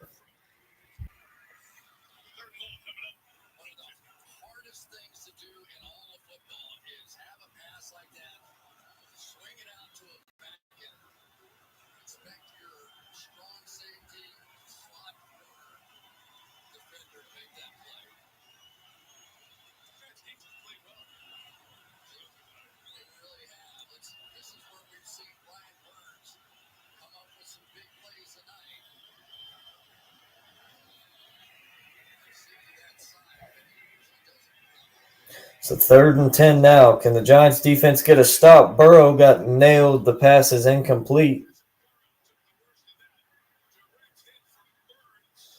Burns with a huge hit on him.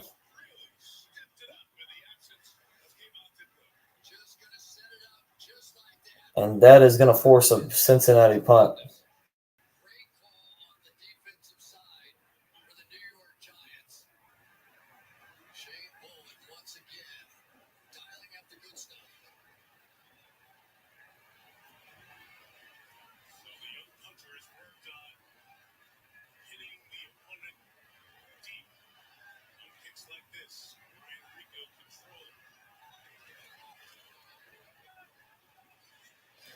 Yeah, for sure, Michael. It's been fun.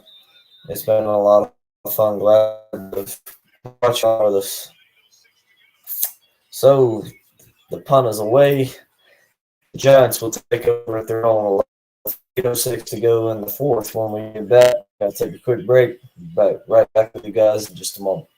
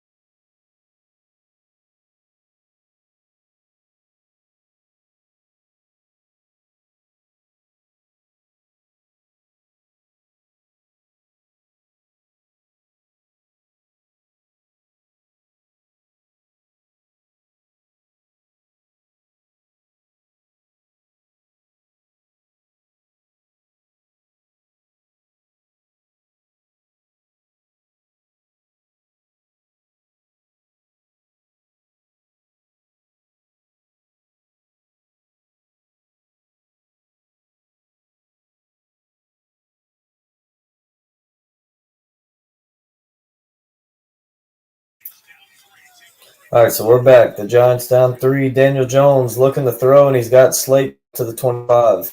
1st down. 15-yard gain.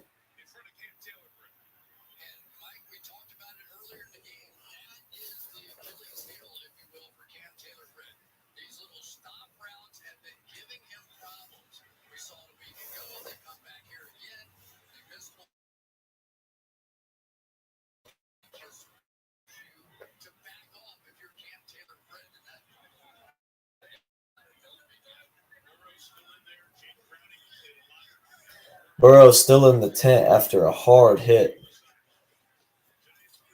Jake Browning would be the backup. As he finds Slayton again up close to another first down, I think he's going to be about a half yard short as Burrow out of the tent now.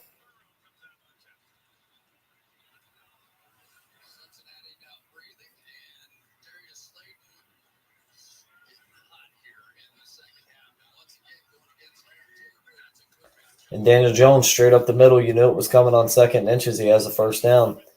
Under 7 minutes to go.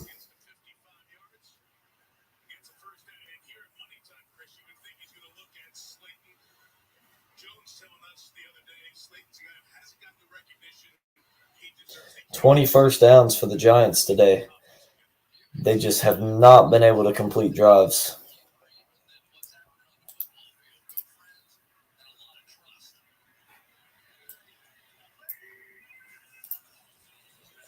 As Jones gets it to Wan'Dale Robinson for about a 6-7 yard gain.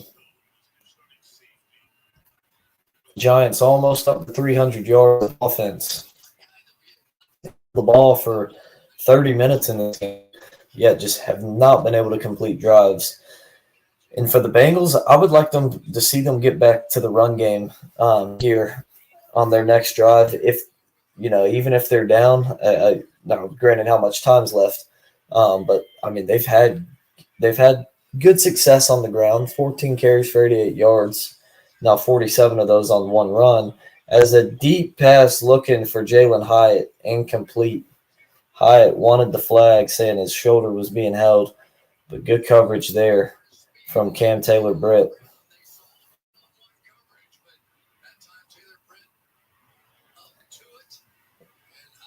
He did hold his arm just a little bit there, but they're letting them play, so I'm good with the no call. It hasn't been called all game. They're letting them fight back and forth a little bit, and Jalen Hyatt definitely using his hands a little bit too on that one, so I'm okay with it. 3rd and 3. They give to Tracy, and he's got a big play up across midfield down inside the Bengals 45 down to the 43, and that is where the Giants will set up a first down and 10 at.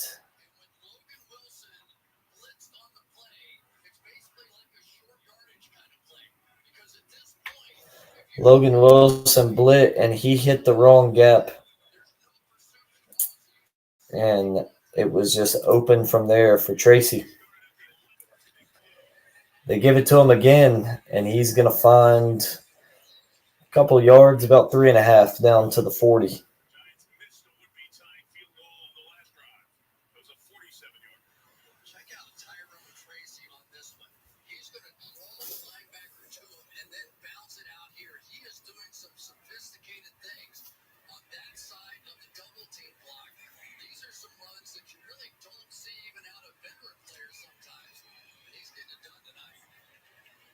Tracy, a strong game for him.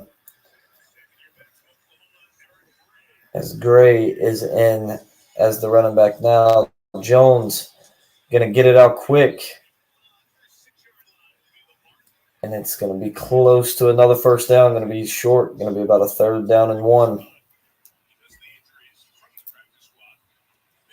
As Hodgins with the catch, his first catch of the night for 5 yards. It'll be 3rd down and 2 from the Bengals 35. It'd be a 52-yarder from here if the Giants decide to kick. They missed a 47-yard field goal on their last drive that would have tied us at 10. We're under 4 to play.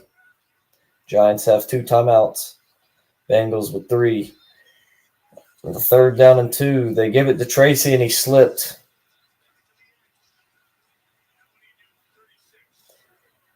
He slipped, and he lost about half a yard on that one.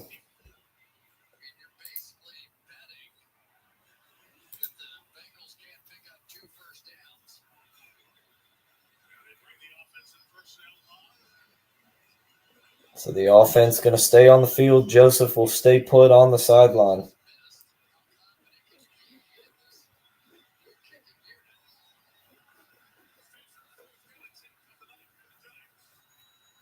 Robinson in motion. 3 wide receivers to the right, 1 to the left. Tracy in the backfield. Jones looking to pass over the middle. Incomplete. DJ Turner breaks that one up. And the Giants don't convert.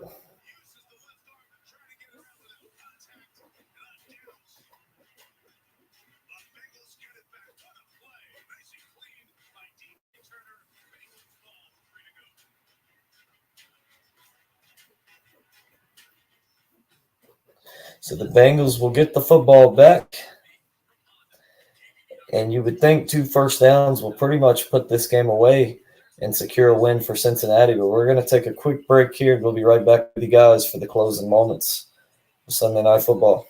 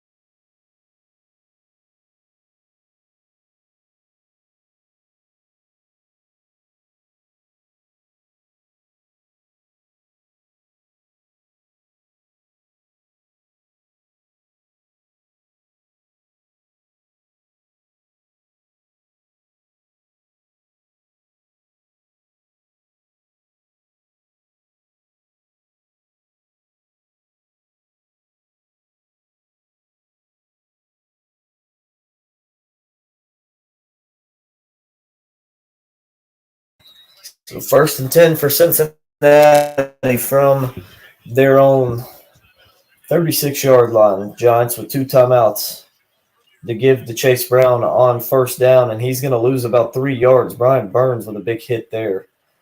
We'll bump him back to about the 34, 33-yard line.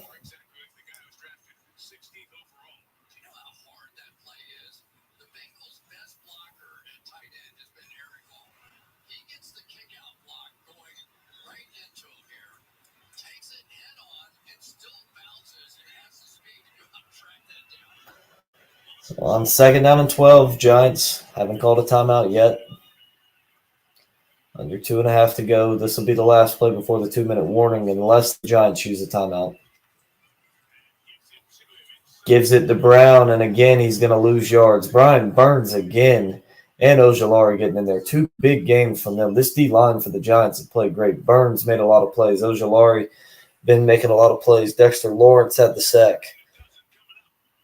So the Giants will call a timeout with 2:12 to go. It's going to be 3rd and 12 when we get back.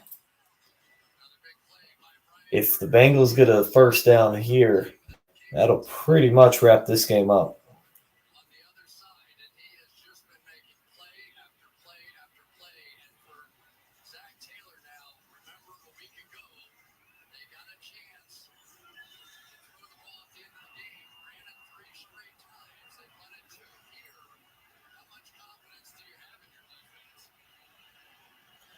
So 3rd down and 12. Burrow alone in the backfield. They're going to throw it. He's dropping the pass. He's looking. He's getting pressured. Burns chasing him. He throws it down the field, and it's caught.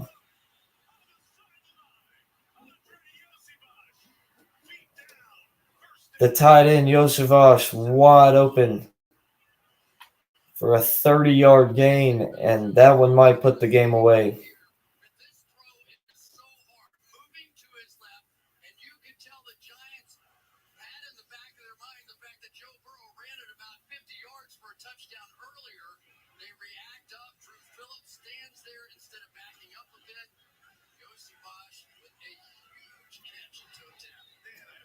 But he did get out of bounds, so with 2:05, they will have to run the first down play. Still a chance for the Giants as the pitch to Chase Brown.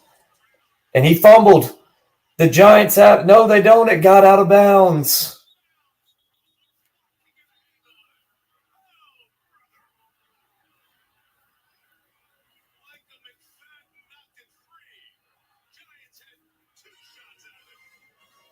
Giants with 2 shots to jump on the football. They couldn't do it. And it went out of bounds.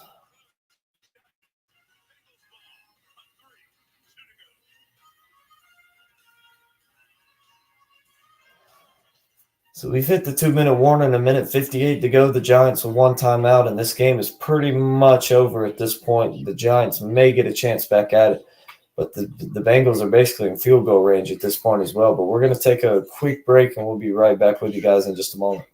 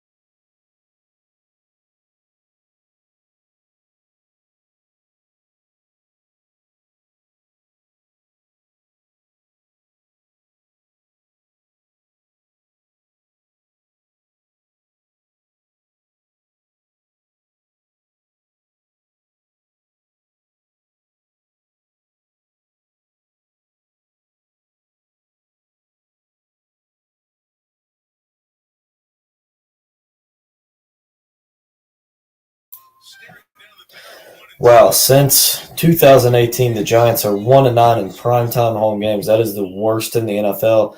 And the Jets, who also play at MetLife, are like 2-9, something like that. But I think tied for 3rd worst in the NFL since 2018. So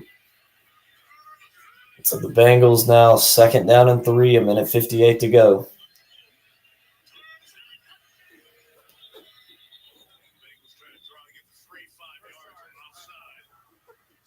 So the Bengals going to take a timeout after trying to draw the Giants offside.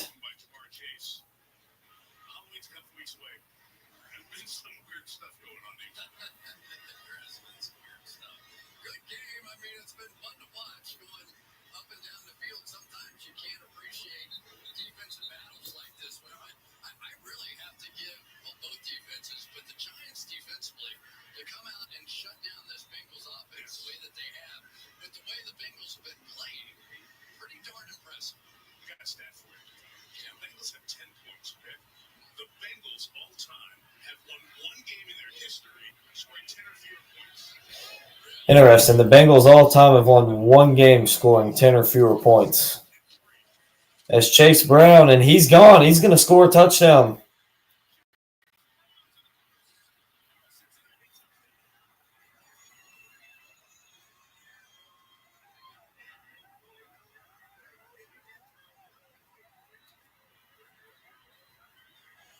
And that pretty much puts the Giants away.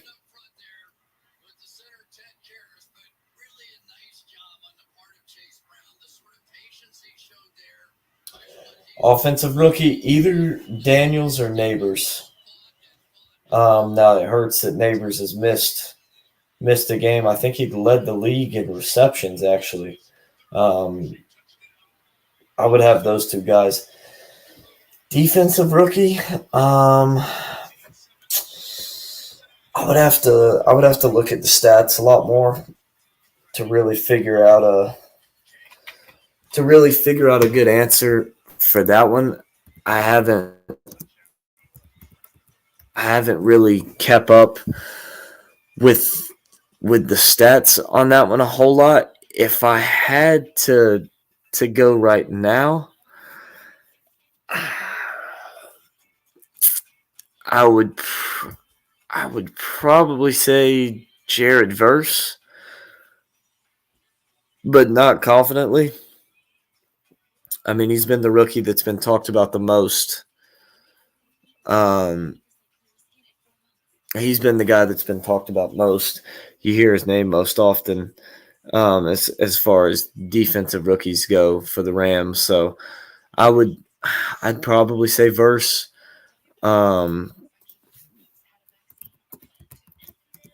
There's some other guys who are potential.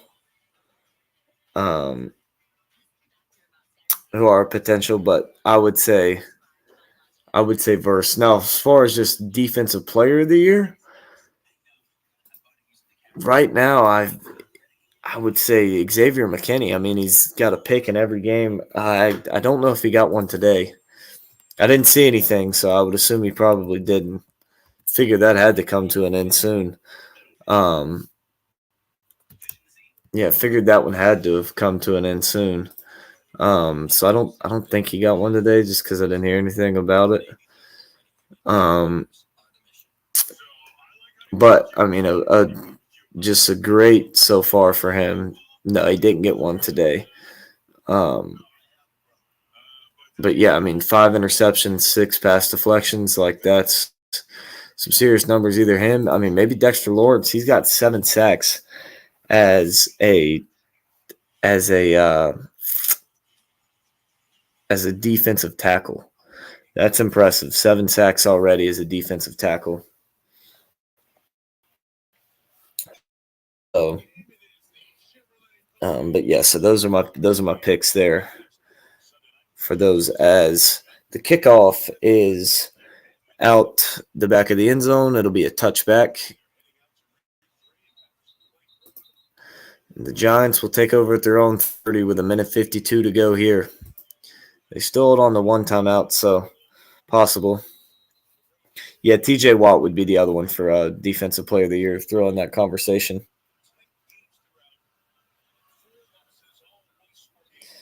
Hutchinson as well, before the injury, obviously injured now. He probably won't be returning this year, so he's not going to win it. But he was up there in the conversation for it. Yeah, I think Lamar's on track to win back-to-back MVPs. He's looked great.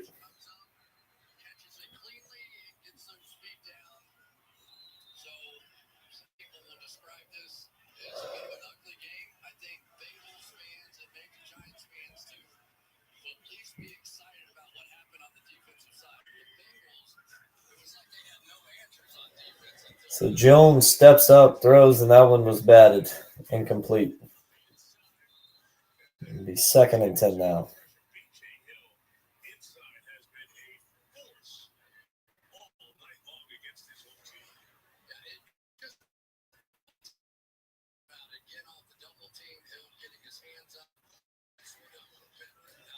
Yeah, BJ Hill, great performance from him tonight. He's been lighting up 2 or 3 deflections now for him. Had some pressures. And Hendrickson gets there for his second sack of the night.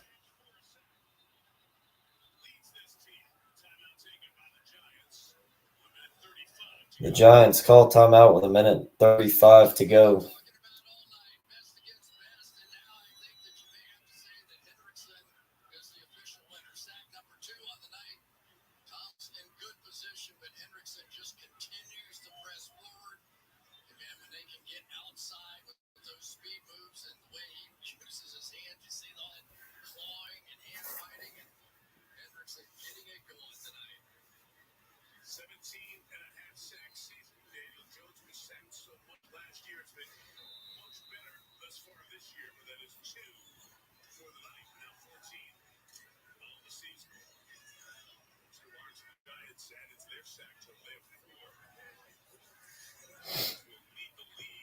So they changed the clock, put a minute 41 on it, add 6 seconds. So 3rd and 16.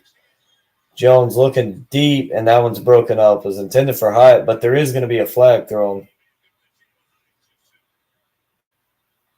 It's going to be pass interference to give the Giants a first down. So a little bit of life here for them. 1:36 to go.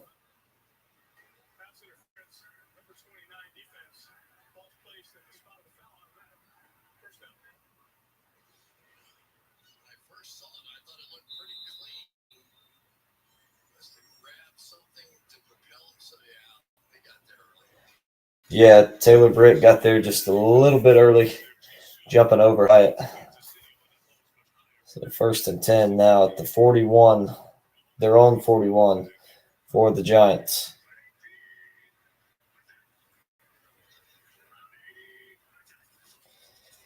As Jones dropping back over the middle, finds Robinson for a first down to the 45.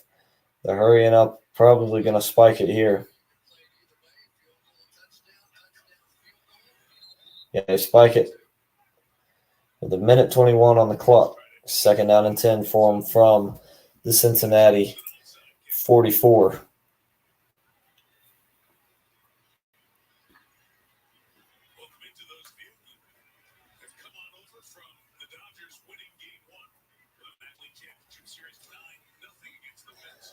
The Dodgers beat the Mets tonight 9-0.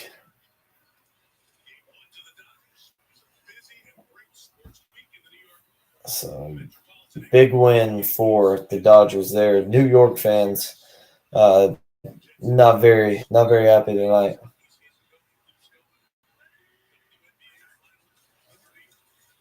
As Jones looking to throw, sideline, finds it. Theo Johnson. He'll get about 7. Then he'll get out.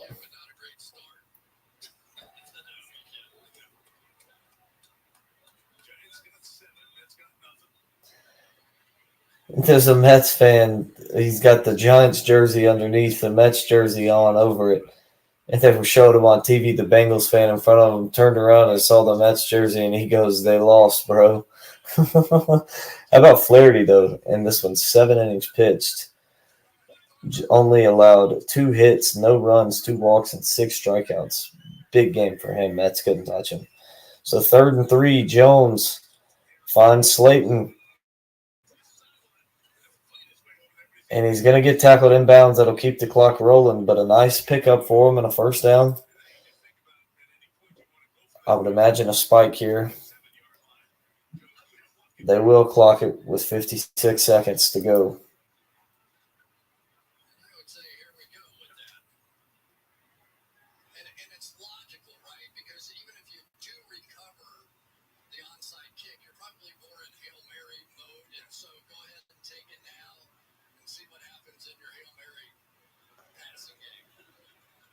So the Giants are going to kick a 45-yard field goal and then try and get the onside kickback, which is smart because they're going to need a field goal anyways. So then you can get the onside and try for Hail Mary. And Joseph's kick is up, and that one's no good. Wide left as well, so that's the game.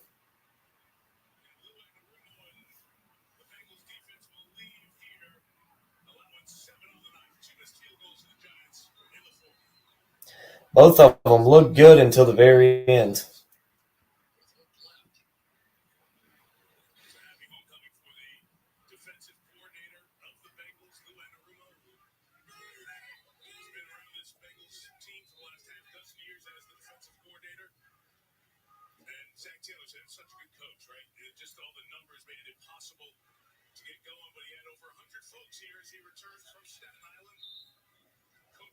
As Burrow will kneel it down on first down.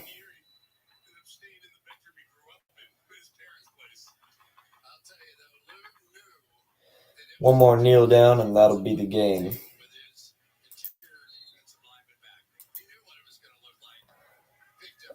And there it is. That's the ball game. The Bengals win 17-7. They snapped the longest current NFL streak. They had allowed 10-plus points in 75 straight games. Longest streak in the NFL gets snapped tonight. Only give up 7 to the Giants, who had 2 missed field goals. They were pretty good offensively. They just could never finish drive. 309 yards, 24 first downs.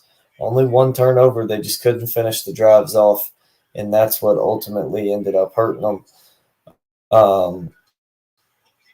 But, yep, so they come up short. They lose this one 17-7. But that's going to wrap up the stream. We appreciate everybody who stayed with us. And we're going to, I think, be live Tuesday night. We'll have college football for you. We'll have some college football predictions coming out tomorrow. So make sure you guys subscribe, hit that notification bell, and check all of that out.